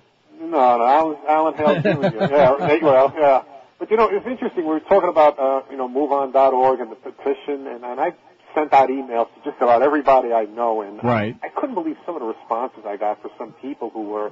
Like what? Well, like some of them were like afraid to sign a petition. I'm like, but don't you understand? That's what this is all about. Like I said yesterday, if you're that fearful of putting your name on a petition, then you ought to hop on a banana boat and get out of the country. I mean, I have to tell you the truth. I mean, I've already resigned myself to this fact that if somehow Bush is reelected, I'm already moving to Vancouver. I've already made up my mind. I mean, I used to live up in Portland, Oregon, and it's a beautiful part of the world, and Vancouver's only maybe 280 miles up Interstate 5, and sure, I'll be there in no time. Good choice. All right, Neil, you have a great day. I'll see you there. Thanks. Here, we're all moving to Canada, eh? That's the way it is if Bush gets in again. We're all moving to Canada. Lots of wide open spaces, man. We'll see you in Medicine Hat. Moose See you at the PA. Radium PAS. Hot Springs. Where is it? Radium Hot Springs, man. Kappa's Casing? Sorry, I'm out. Those are the places I went. I see. St. Catharines, we were in the Hamilton, London, Ontario, Windsor. Better get with it. Well, we got some great Canadian names, eh? In fact, maybe I'll get the map out, Una Mappa, and come up with some really fabulous names for it. Chicoutimi. That's one of my favorites. Oh, yeah, Chicoutimi. Not me. WQAM, hello. Hi, Neil? Yes, sir. Let me turn my radio off. I've Please. been in and out of the car all day, so I don't know if you have these two, but how about the Douglases? Got them. And the Fondas? Fondas we got. Sorry about that, Neil. No problem. Thanks a lot, Pally. I voted on StopFCC.com. Good job. Thanks. Have a good day. Bye. You too. StopFCC.com, 9974, 26 more for 10,000. When we first discovered this, when we got that call to turn us out of this website last Tuesday, a week ago today, Florida had, I think, like 1,700 and some odd. Pretty embarrassing total. Although, and of course, you wonder where those original ones that came on, or where did they get it from? Was it from the Stern website, you think? I don't know where they got it. I don't know. In fact, I'm looking one from what day was this? I don't know what day this was. Back when there were 68,000, Florida had 8846. We're making progress, although it's not as momentous as I thought it was. It's pretty good. It's fair. It's, to be honest with you, a little on the weak side. But that guy's right. There are a lot of people scared to death. Oh, I don't want to give my name. I don't want the government getting my name. Well, guess what? The government's already got your name, okay? The government's got your name, your address, your phone number, your shoe size, your size. They got it all. They even know what kind of a toothbrush you're brushing your teeth with, how often, how many times a day you're brushing it, and right hand or left hand. I do like my Radius toothbrush, by the way. I wish I could get some more of those. The Hemingways, Muriel, Margot, and the old man Ernest Hemingway. You got that, the Hemingways? We got it. From Jerry in North Carolina. Thanks, Jerry. The Hemingways. Speaking of Hemingways, whatever happened to that restaurant? Long gone. Remember Hemingways? It keeps changing names. Yeah. The building's still there, and I think they're still doing some business in there. And then we had it as a sponsor for a very brief while. Some kind of they pulled the wool over my eyes, and that was like a gay club or something like that? The Mankind Restaurant. Is that what it was called? That's what it was called. The Mankind? That's a gay club, you moron. Oh, I'm sorry. 567-0560, pound 560. That's our astute sales department, man. They are just the best. 9974. I'm going to shut that thing off of there, and next time I look at it, we ought to be over the 10,000 for Florida mark. What American entertainment family do you think is the best of all time? Where the hell did I come up with this? Oh, that's because I was watching biography last night and watching about Charlie Sheen. Which I don't know, I just never thought about him that much besides the fact, the Robert Downey Jr.'s types and the Charlie Sheens, these guys are always, I don't have a lot of sympathy for that, you know? Don't lump them in together. I'm sorry. Well, Robert Downey Jr. is a real scumbag. Yeah, he is. Charlie Sheen he had a few problems, like you said. Daddy was Martin Sheen. The hookahs. Yeah. The Karloff family, Boris and Natasha. Oh, come on. Natasha Karloff? What? What the hell did she Karloff. do? No, but what was her claim to fame? I don't remember her. Nah, don't put that on there. Come on. Now. Where the best entertainment family, meaning all of the people were like stars, celebrities, did something. Marx Brothers, 89. The Three Stooges, 71. The Sheens, 50. From the Sheeny Alps. The Jacksons, 26. Sutherland's, Donald and Kiefer, 23. Barrymore's, 22. The Wayans Brothers, 12. The Fonda's 9. Now which weigh-ins is that in Requiem? Damon Wayans. Damn good. He's great. Yes, he is. Fonda's 9. He's pretty good, Jim. The brothers Gibb 9. The Olsen twins, Johnny and whatever her name was. The Olsen twins 8. Bridges 8. That's Lloyd Bridges. Bridges, boats, and trains. The Baldwins 6. The Osmonds 5. The Osmonds have been stuck on 5 for a long time. Come on. Give a little something. Give it up for the Osmonds. You know, if there's anything I despise, that was Arsenio Hall started that crap, you know what? He was the one that made that, like, big, give it up for this one, give it up for that one. Yeah, right. Oh, man, that show was just, made me want to puke. Awful? Bad. Really awful. And he was always sitting on the edge of the couch like he was going to, like, slip off on the floor. The Nelsons 5, the Carpenters 4, Richard and Karen. Coppola's 4, the Douglas family 4. Now, what Douglas is that? Kirk, and see that, you can't do that. You want to know why you can't do that? Why can't you do that? Well, you got to say in parentheses, Kirk and Michael Douglas, see? All right. Because there was like Melvin Douglas, and there was like Douglas MacArthur, and I don't know, a whole bunch of Douglases. The Carradines, I spelled it for you, and you still didn't even come close to Carradines. He's got Carradines, Deans, like Jimmy Dean. Not close enough. No, it's not close enough. It's embarrassing, man. It's, Did you hear what I said? Carradines? Yeah. Thank you. What? Van Dyke's won. The Tylers won. Steve and Liv. The Wilsons, Ann and Nancy won. The Wilsons, Brian and the Ganzer Mishpacha won. The Carey family won. That's Harry and Skip and Chip. And the Arquettes won. And no votes yet for the Mandrell sisters. Our people don't like that country music. And I'm pleased to see that. The Quades won. The Judds won. None for a whole bunch of these. Fairbanks, Iglesias, Allman Brothers, the Houstons, the Arnezes, the Cheneys, and Hemingway. See, he's got Lucy and Desi Arnez, but there's like, that's right. The parents were Lucy and Desi, and the kids were Lucy and Desi. I guess they just didn't have a real good imagination. That's the problem there, right? Well, what is that all about? I don't know. Lucy Arnez Jr., boy, well, whatever her deal was. She was so stupid. She was on one of the quiz shows because she couldn't act her way out of a paper sack. Whatever happened to little Lucy Arnez, huh? Don't know. She's probably working on that assembly line in a chocolate plant with what's her name? Who played Lucy's friend? Vivian Vance. Vivian Vance, very good. Vivian Vance in your pants, and William Frawley. C. William Frawley, who was also on My Three Sons, and then he croaked. And then who else came in and played Grandpa? Howard David. Absolutely. Oh my God! Mo Howard David on My Three Sons. What a sickening thought. He was Uncle Kvetchy. I'll tell you, a better thought was the fact that Rob on My Three Sons. What was his name again? He was doing Farrah Fawcett. I don't know. Oh, was he? Oh, you mentioned that the Don other day. Grady. Wow. In fact, I was hoping they'd have a sequel to that other show called the Grady Bunch. I have a line for that, but of course, under the present environment, can't say it. We'll get another one of them phony faxes tomorrow. 12 minutes after 1 at 560 WQM. If you're really starving, but you don't want to spend a lot of time in the kitchen cooking and working like crazy, Emerald Coast wants to do the cooking for you today and cook up a real feast. You can start your mouth-watering eating experience with 6 different soups and sample dozens of succulent entrees like New York strip made to order in their sizzling Asian grill, the brand new seafood Saint Jacques, oysters on a half shell, Alaskan stone crab, middle neck clams, jumbo, scampi every night. If you still have room, shovel in a little hand-carved prime rib and their new Thai specialties too. No MSG headaches at the Emerald Coast because guess what? They don't use any MSG. They don't use any cornstarch. They don't use any crap. They cook only in cholesterol-free oils too. The buffet features a full salad bar, new sushi bar, and fresh cocktail. And if you have any room left after all of that, after all of these things, then shovel in a little dessert too, because the dessert station's got Belgian waffles waiting on you, pies, cakes, pastries, ice cream with all your favorite toppings, even fresh fruit at the ass end. Emerald Coast, 3 locations for you. In Sunrise, Pine Island at 44th Street. They're on Collins Avenue, just north of 163rd, North Miami Beach, and also at the intersection of Flamingo and Pembroke Roads in Pembroke Pines. Take the whole family or book your next business luncheon right now, and let our friends at the Emerald Coast cook up a storm for you. Take out and delivery available too. Call 954-572-3822.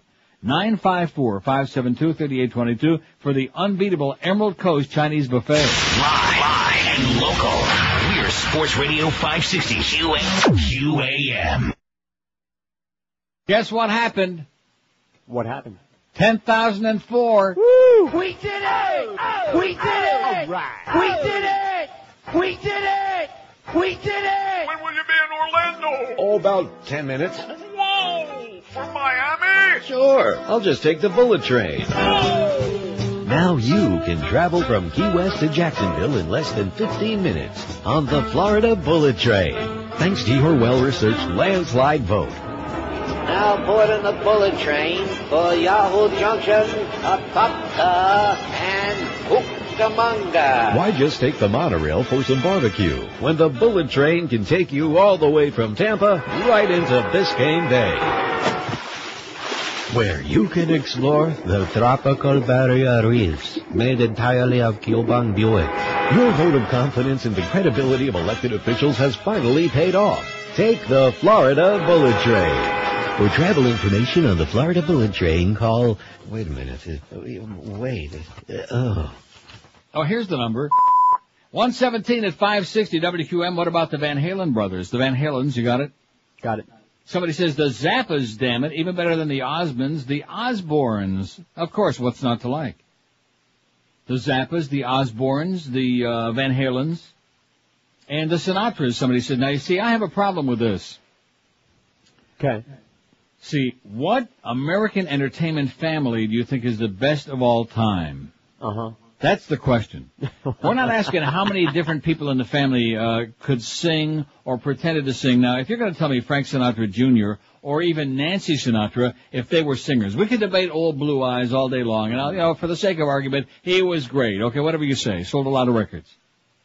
But, I mean, if you're going to tell me that Nancy Sinatra and Frank Sinatra Jr., I mean, the most famous thing he ever did was get kidnapped and held for ransom. They're not going to answer your question. Well, and then we're not going to put their suggestion on the poll. How do you like that, huh? We're not going to put it on there because the Sinatras blow. See, what they hear is, which entertainer do you know had some kin? Yeah. How many different families can you name that were in show business? 5670560, pound 560 on the AT&T and Verizon wireless line. 10,004 and looking for more on StopFCC.com. See, you didn't think what you did today. Of course I did. Because today we needed, what do we need in the beginning? I wrote it down. 272. And we got 276 plus, we're doing okay. And the total is zooming up there. I like that. That's a good Oldman. The total is zooming up. It's like 76,000. It's going to be 77,000 by the time we get out of here. Total. And 9,395 new ones in the last 24 hours. That's a big jump. Look at that. Katarina in Miami. Thanks, Katarina. California, Ohio, Texas, Pennsylvania. They're all over the place. So somebody somewhere is getting the word out, And whoever it is, I don't really care. Whether it's Rush or Howard or Ron and Ron or whoever. I don't care. When in doubt, get the word out. That's all that counts. While we can still say hello and goodbye. WQAM, hello. Hey, how about, good afternoon, Neil. How Yes, about sir. anybody mentioned Julia Roberts and her no-talent brother? Eric. Yeah. But there are people actually who like Eric Roberts, so I think they should be on there, even though I can't stand him. Oh, okay. And how about John Voight and his daughter, Angelina? I don't know her last name. Jolie. Angelina Jolie is John Voight's daughter. I had forgotten that. That's true. Yes, that's true. And she did, what was she married to the, some call it a Kaiser blade, I call it a sling blade. Okay, thanks, Pat. Have a nice day, Neil. And back to you. Let's see, how do we say that? The Voight Jolie, Voight/Jolie. Okay. And what was the first one, which my mind is going real bad? Oh, Julia Roberts and Julian Eric Roberts. He just gives me the willies, Yeah. There's something bad about him. Yeah, his acting. He's a bad actor in more ways than one. But nevertheless, like I said, some people like him, so we'll put it on there. Who? Eric Roberts. Right. Do you know anyone who likes him? I think even Julia ain't too crazy about him. 5670560, pound 560 on the AT&T line. WQAM, hello. Hey, I got one for your poll. Okay, sir. I watched them a lot as a kid. The Smothers Brothers. The Smothers Brothers were sensational. I seem to recall watching some kind of a talk show once where one of them has a son that's in the porno business. That's correct. I saw that. Yeah. So they've got it all covered. Thanks, Pally. Thank you. See ya. The Smothers Brothers, Tom and Dick. 5670560. I mean, I don't even want to go into it. This list that we got is just so silly and so embarrassing and humiliating. Fart noises. Oh, my God, is all I can say to that. Oh, my God. Wow. Grow up, America. Fart sounds, the same ones you hear in, like, little kids' cartoons. Oh, we don't want to have those on the radio. That's excretory activity. Yeah, excrete this. WQAM, hello. Hey, Neil. Yes, sir. Yeah, the long-time listener, second-time caller. All right. I got a situation here at work.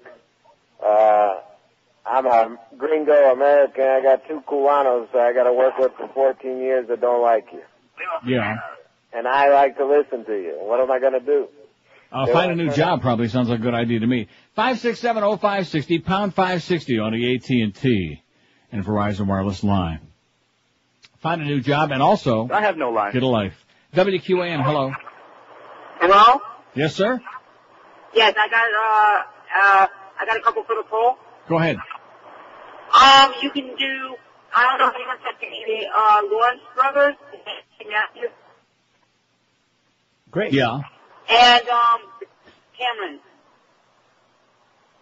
Okay, here's what I heard. You can do Struthers and Cameron. Right. Now, is that Del Cameron and, maybe this is a harness racing guy. That might be Del Cameron, and I'm trying to think of what the other Cameron's name was. I don't know. Huh? Well, what do you mean you don't know? How would you possibly know? Well, I'm trying to think of all the Camerons I might know. You know, Francis O'Hare, but that's about the extent of your harness racing knowledge. Oh, Wally Wally Hennessy. Yeah, there you go. Donald Brainerd. Sure. How about Donald and Michelle Brainerd? Oh, that's right. Entertainment family, we said. I'm sorry. Although they do put on quite a show. It has little to do with racing, but they put on a hell of a show out there in the middle of the track with a search party and a compass. All right, hey, where's that finish line? 5670560, pound 560 on the AT&T. That's a great poll. What's your favorite harness racing family? Right. How about the Gilmores and Levi and Eldon Harner? There's a good one. Let me know when you're going to do that, all right? How about Hollis and Billy Rieger? All right. Did you tell me that the day before? Yeah. This is fantastic. How about the ill-fated, I can't even think of what his name was. He was on my show one time. Died in a car wreck. How about the Houghtons, huh? And the Dancers.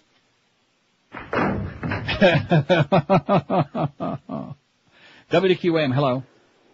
Yeah, I want to talk to you. And the Rankins. Yes, sir. Go ahead. Speak to me. I think Ron and Ron are cool. Yeah.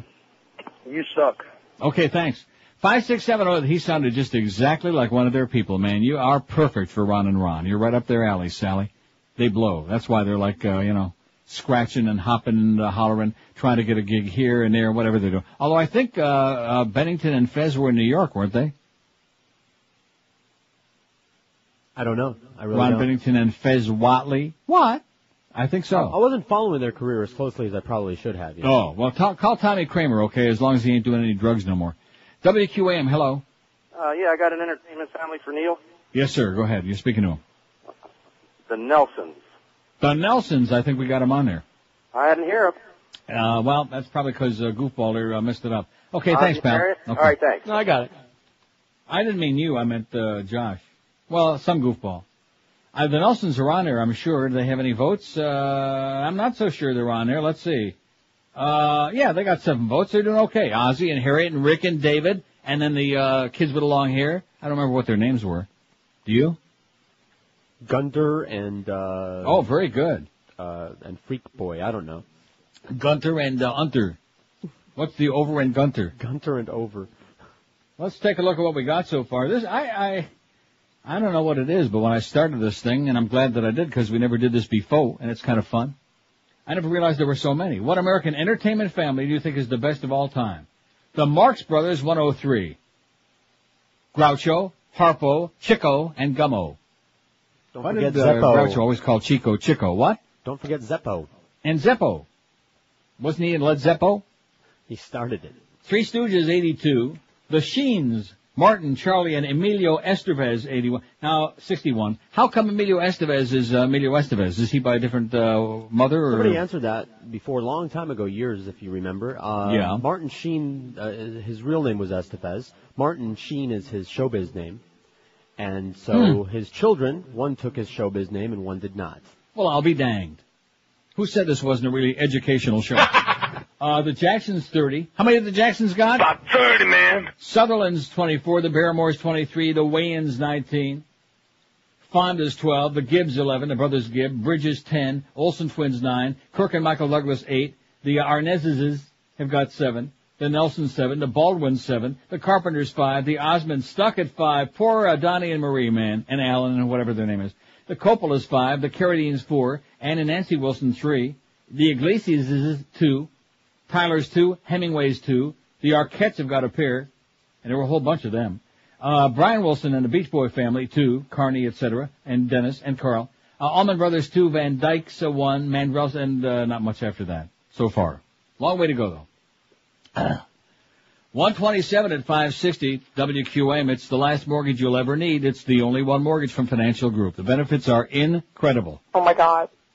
You pay 0 closing costs, 0 application fee, 0 credit bureau fee, and even 0 discounted points. Get the new low interest rate at just 1.25%. If you have a $100,000 loan, your payments are just $334 a month. If you have a $200,000 loan, you pay only $668 a month. And don't forget, once you refinance and get a new home mortgage from Financial Group, you will never, ever pay those closing costs again. If you'd like to get all the info, there is positively no obligation. Just call their toll-free number, 1-866-395-LEND. Get the low-rate mortgage you deserve, and then move to that next property with no further cost or expense. You pay 0 underwriting fees, 0 doc fees, 0 closing costs, even when you make that move to another property.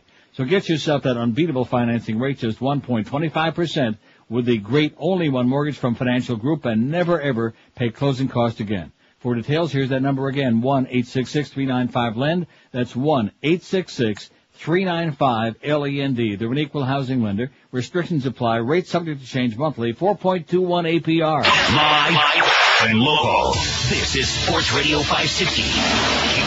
QAM.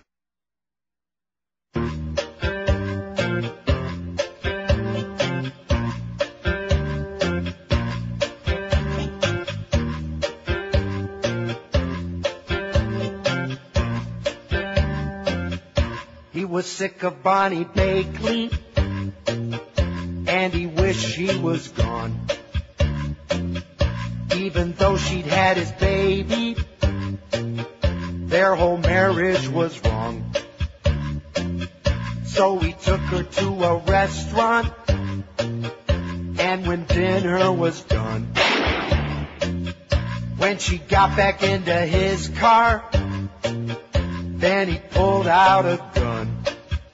He didn't like his daughter's mama, thought she'd ruined his life. So we asked a couple stuntmen if they would bump off his wife. He thought if he could only murder her, it would fix his mistake. He shot her twice with a revolver, and his name's Robert Blake. He killed a bunch of folks in cold blood in a big movie scene. Then he wasn't so successful, he played a cop on TV. Now he's just another jailbird, he could kiss a cockatoo like he used to on Beretta. That's the name of that tune. He didn't like his daughter's mama, thought she ruined his life. So we asked a couple stuntmen if they would bump off his wife. He got arrested with his bodyguard, he will never escape. Now he's gonna go to prison. Yes. And his name's Robert Blake. All right. 134, 26 till 2. It's great that the legal system is reduced now to sending people faxes. Saves a lot of postage and a lot of grief, isn't it? Yeah. Here's another cute one from the same clown that was playing with the FCC notice before, that phony thing, which was very shabbily and sloppily done, by the way, pretty weak. This one... they got graphics going now. From the Howard Stern Show to WQAM 560 AM, Neil Rogers Show, cease and desist notice, immediate compliance required. You, your program, your station, and your website are prohibited from referencing, sourcing, mentioning, promoting, debating, or displaying any and all personal, competitive, or comparative information, research, images, quotes, or any material in any way credited to Howard Stern, The Howard Stern Show, or www.howardstern.com. Hey, it's Howard. Howard Sperm. How do you like that? What's Howard, been out of shape that we got all those signatures? Well, yeah, right. The whole thing's silly anyway. Let's see. Here's one that says, are you forbidden to use the rectum drop? Rectum? I think that is your funniest drop of all. Isn't that a medical term? Also, if the person who says a bad word gets fired, then play, play most, saying, yeah, I know, I understand. Already went through that the other day. It's not us that would get in big, big trouble if this got on the air. It's the person who is saying it, and I think it's a very recognizable voice. You know what I'm saying? You. Careful. Don't do it, Mo. Don't do it. You. Watch yourself now. One more time. You. Anyway. Here's another one. Boy, they're just full of it today, man. They're having a great time. Robin in Chattanooga says, my best friend who lives in Pembroke Pines told me you'd probably get a kick out of this. I've been listening to your web stream this morning, and have heard several things I would have thought were okay to say being bleeped. I can only imagine this is because of the fear the FCC is already instilled in station owners. I've already signed the petition in Tennessee is up to 5121. Nice going there, Robin. For that reason, I'm faxing this to you instead of calling so you can decide if it's appropriate for the airwaves. My husband and I have undertaken a grassroots action to get the word out about the Bush administration's stealth campaign for gay rights. To that end, my husband has just launched the fraudcasting.com website with T-shirts and bumper stickers for sale. I see. I can't read that last thing there.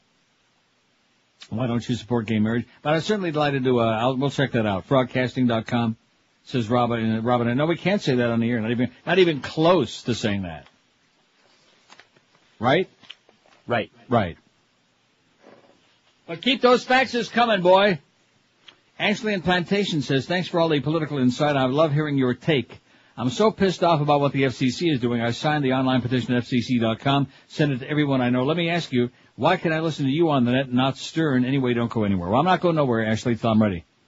And for a while. Well, Stern, they just don't stream the show. I don't know why. Well, what's the reason for that, you think? I don't know. I mean, there are ways. We have ways where people have found to be able to listen to it, but you have to go through this big, arduous, long song to dance, and there just aren't that many people doing it.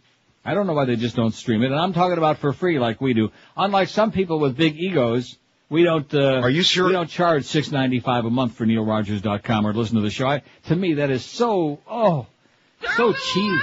No, seriously, that's so cheesy. Yeah. It's so cheesy. Talk about a gigantic ego. Petty. Wow. Dear Neil, how about Kate Hudson and Goldie Hawn? They're sisters? Mother and daughter. Oh, I didn't know that. Didn't you? Yeah, I guess I did. Kate Hudson and Goldie Hawn, and she's still married to Kurt Russell. Yeah. Right. I don't like him. Or Melissa and Joan Rivers, says Mike. Melissa and Joan Rivers. But what's Melissa Rivers' talent? What does she do? She's her mother's daughter. Oh, I see. I'm my mother's daughter? Well, what does that prove? So is Dr. Laura. She's a kvetchy. Oh, kvetchy. I don't want to hear it. I'll leave it up to you. If you want to put it on there, fine. Warren Beatty and Shirley MacLaine, brother and sister, not to mention Warren's wife, Annette Benning. Warren Beatty / Shirley MacLaine. You got that? They have a ton of great movies between them. Ron, will you listen to me? No. Ron and Fez, is he interrupting again? Doing dictation for John. Warren Beatty, B-E. Well, you got the facts right there for crying out loud. Why do I have to keep spelling it for you? These people got the spelling right. Warren's Beatty's and Shirley's MacLaine's and Denny McLean. Ron and Fez are on WJFK in Washington, D.C. doing 7 to 11 p.m. Well, good luck to them, okay? I don't wish anybody in the business any bad luck. I'm trying to think of anybody, even Mo. Absolutely. I don't wish bad luck. I just wish he'd go away, but I don't wish him any bad luck. Because this businessman, as bad as it used to be, as much of a piece of turd as it used to be, we still can say turd. You turd. As of today. Now, for the guy that wanted to know if we can say rectum, yes, today, mark it down on your calendar on Tuesday, March 23rd, 2004, we can still say, you turd, and rectum. But that's as far as we can go with that. And tomorrow could be a whole different day. Might have a whole new list tomorrow. In fact, every single day now, when the show starts, I have to have a conversation before the show with our middle-level management people, Clarence and Duff, and I have to ask the same question every day. Live and local. This is Sports Radio 560. QAM. Wouldn't it be nice if they found Chandra sitting in a chaise chair drinking booze? Wouldn't it be nice if they found Chandra sporting one of those computer dues? Then this whole ugly mess would be history. We finally put an end to this mystery. Wouldn't it be nice if they found Chandra eating caviar and Munster cheese? Wouldn't it be nice if they found Chandra hiring a hitman in Belize? She could tell us about Gary's Winky as she laughed and held up her pinky. Wouldn't it be nice? I'm not too sure about that Winky thing. You know, remember that Jack Berry show for kids many years ago when I was a little kid growing up? It was called Winky Dink and You. Careful. Okay. But that was 100 years ago. I'm sorry. Well, that might have been okay in your And you used to have like a little plastic thing they sent you in the mail when you mailed in your dime or whatever for, and they sent you a plastic screen you put over your TV screen, and you had like crayons that you'd, whatever. Yeah. You'd smear on it. Mm-hmm. Nat King Cole and Natalie Cole. Now there's two talents, okay? The Coles, C-O-L-E-S. Got it?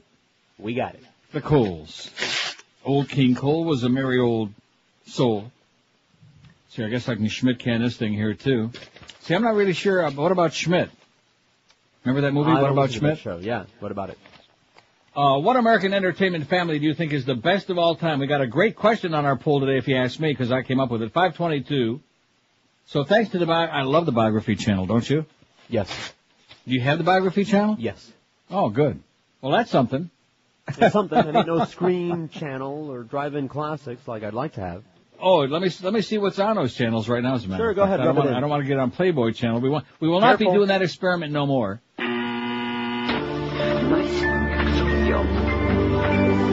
The Gate 2, Return to the Nightmare. Oh, Gate 2. Return to the Nightmare. That's on Drive-In Channel right now. Millennium is on Scream. Where's the guy that was with Chris you? Christopherson? I beg your pardon? No, Millennium is a series. Oh. With Lance Henriksen and Megan Gallagher. Okay. IFC, the Independent Film Channel's got whatever. Shit. I beg your pardon?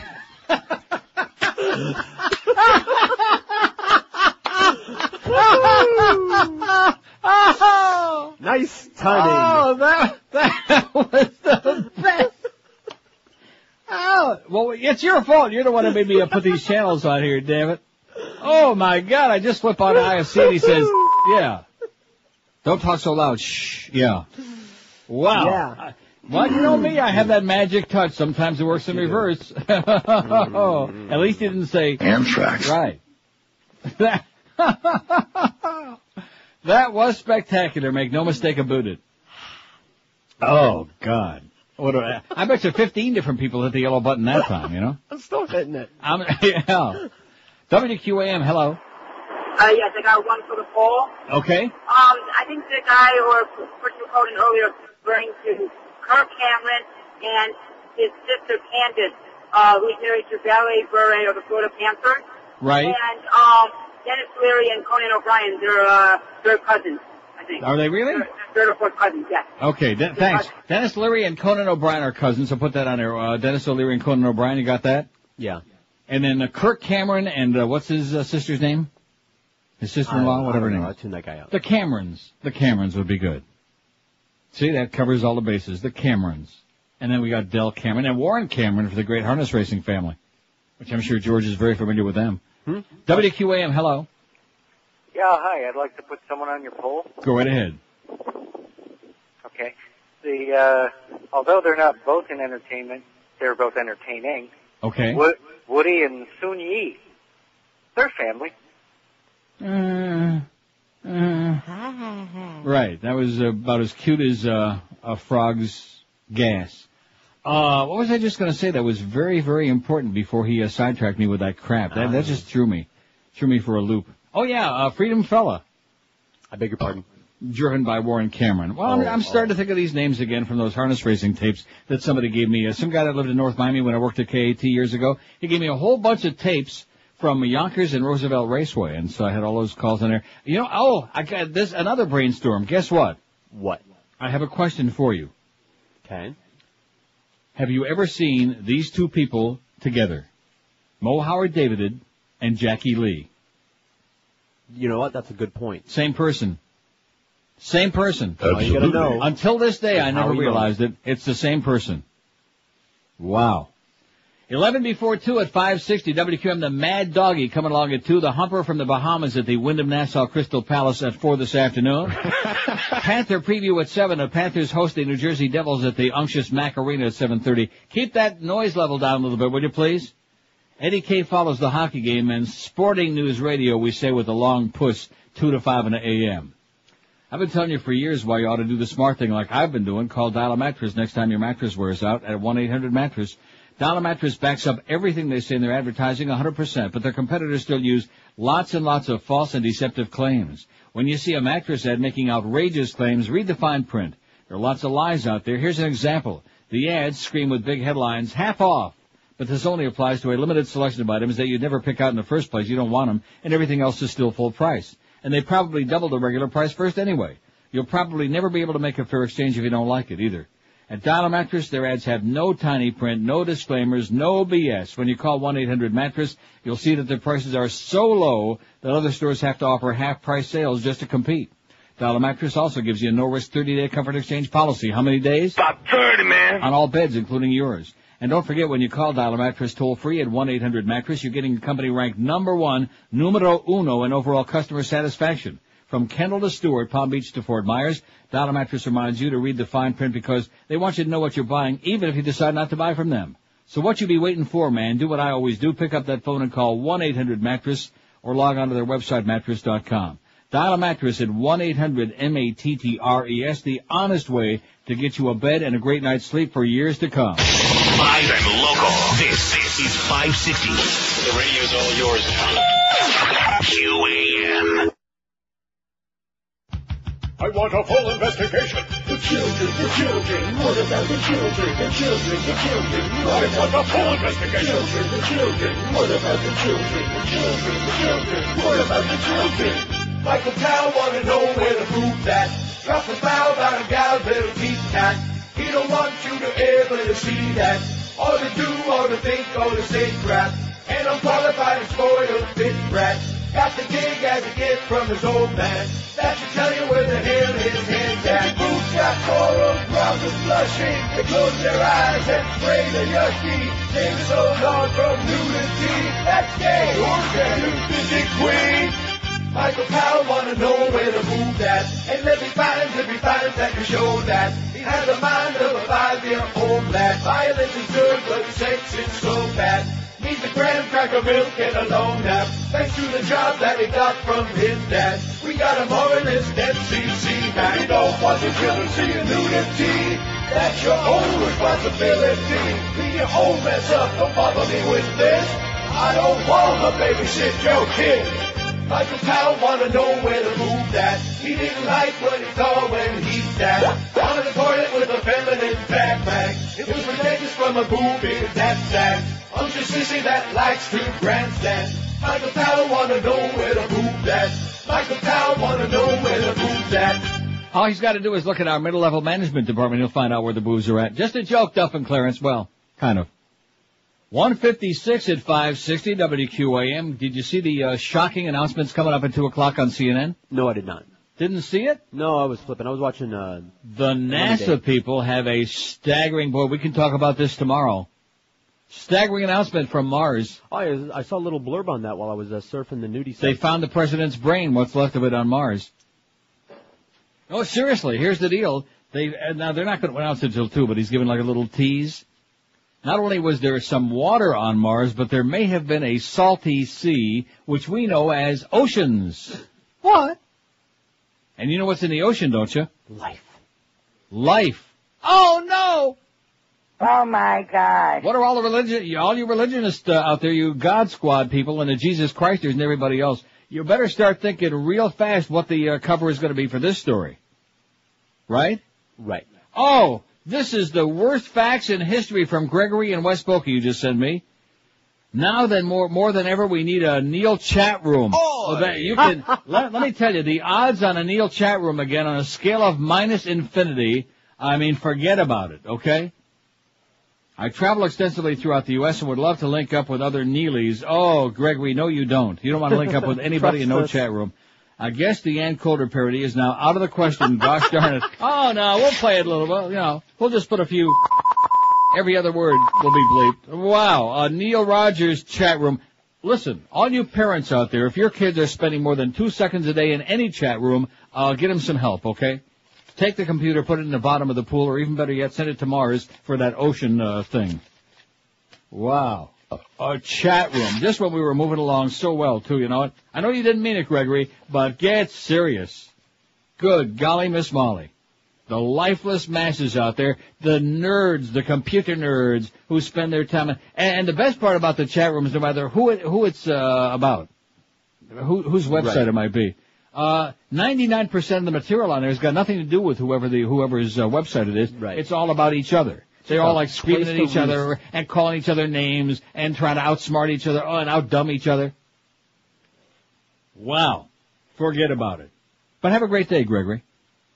Anyway, here's our poll, which we wound up with so far anyway, 550 votes. We had 587 on the first one. We done some numbers today, you know what? And speaking of numbers, let's see, today's Tuesday. Thursday's payday clearance. This Thursday's the 25th, and a week from Thursday is the next trend. And believe you me, that's when we're going to separate the men from the goyim, next Thursday, week from this Thursday. Then we'll see if we got a shot. And then we'll see if Mo, Howard, David, and Jackie Lee are the same guy. I'm sure they are. What American entertainment family do you think is the best of all time? The Marx Brothers, 122. The Three Stooges, 103. Absolutely. Curly, Larry, and Mo. The Sheens, Martin, Charlie, Emilio Estevez, 72. The Jacksons, only 37 because we're too embarrassed. The Barrymores, 25. The Sutherlands, 25. The Wayans, 21. Kirk and Michael Douglas, 16. The Fondas, 16. The Olsen Twins, 14. The Bridges, 13. The Gibb Brothers, 11. The Brothers Gibb. The Arnezes is 8. The Nelsons is 7. Baldwin, 7. Carpenters, 5. The Osmonds, still stuck on 5. What a shame. Allman Brothers, 5. The Carradines, 5. The Coppolas, 5. The Wilsons, Brian, etc., 4. The Wilsons, Ann and Nancy, etc., 4. The Smothers Brothers, 4. The Iglesias is 3. The Carey family, 2. And the Mad Dogs coming up next. The Humper from the Bahamas at 4. Bye, bye, bye! The Neil Rogers Show on 560 WQAM, Miami, Fort Lauderdale. This is the most disgusting program. I urge everyone to complain to this station.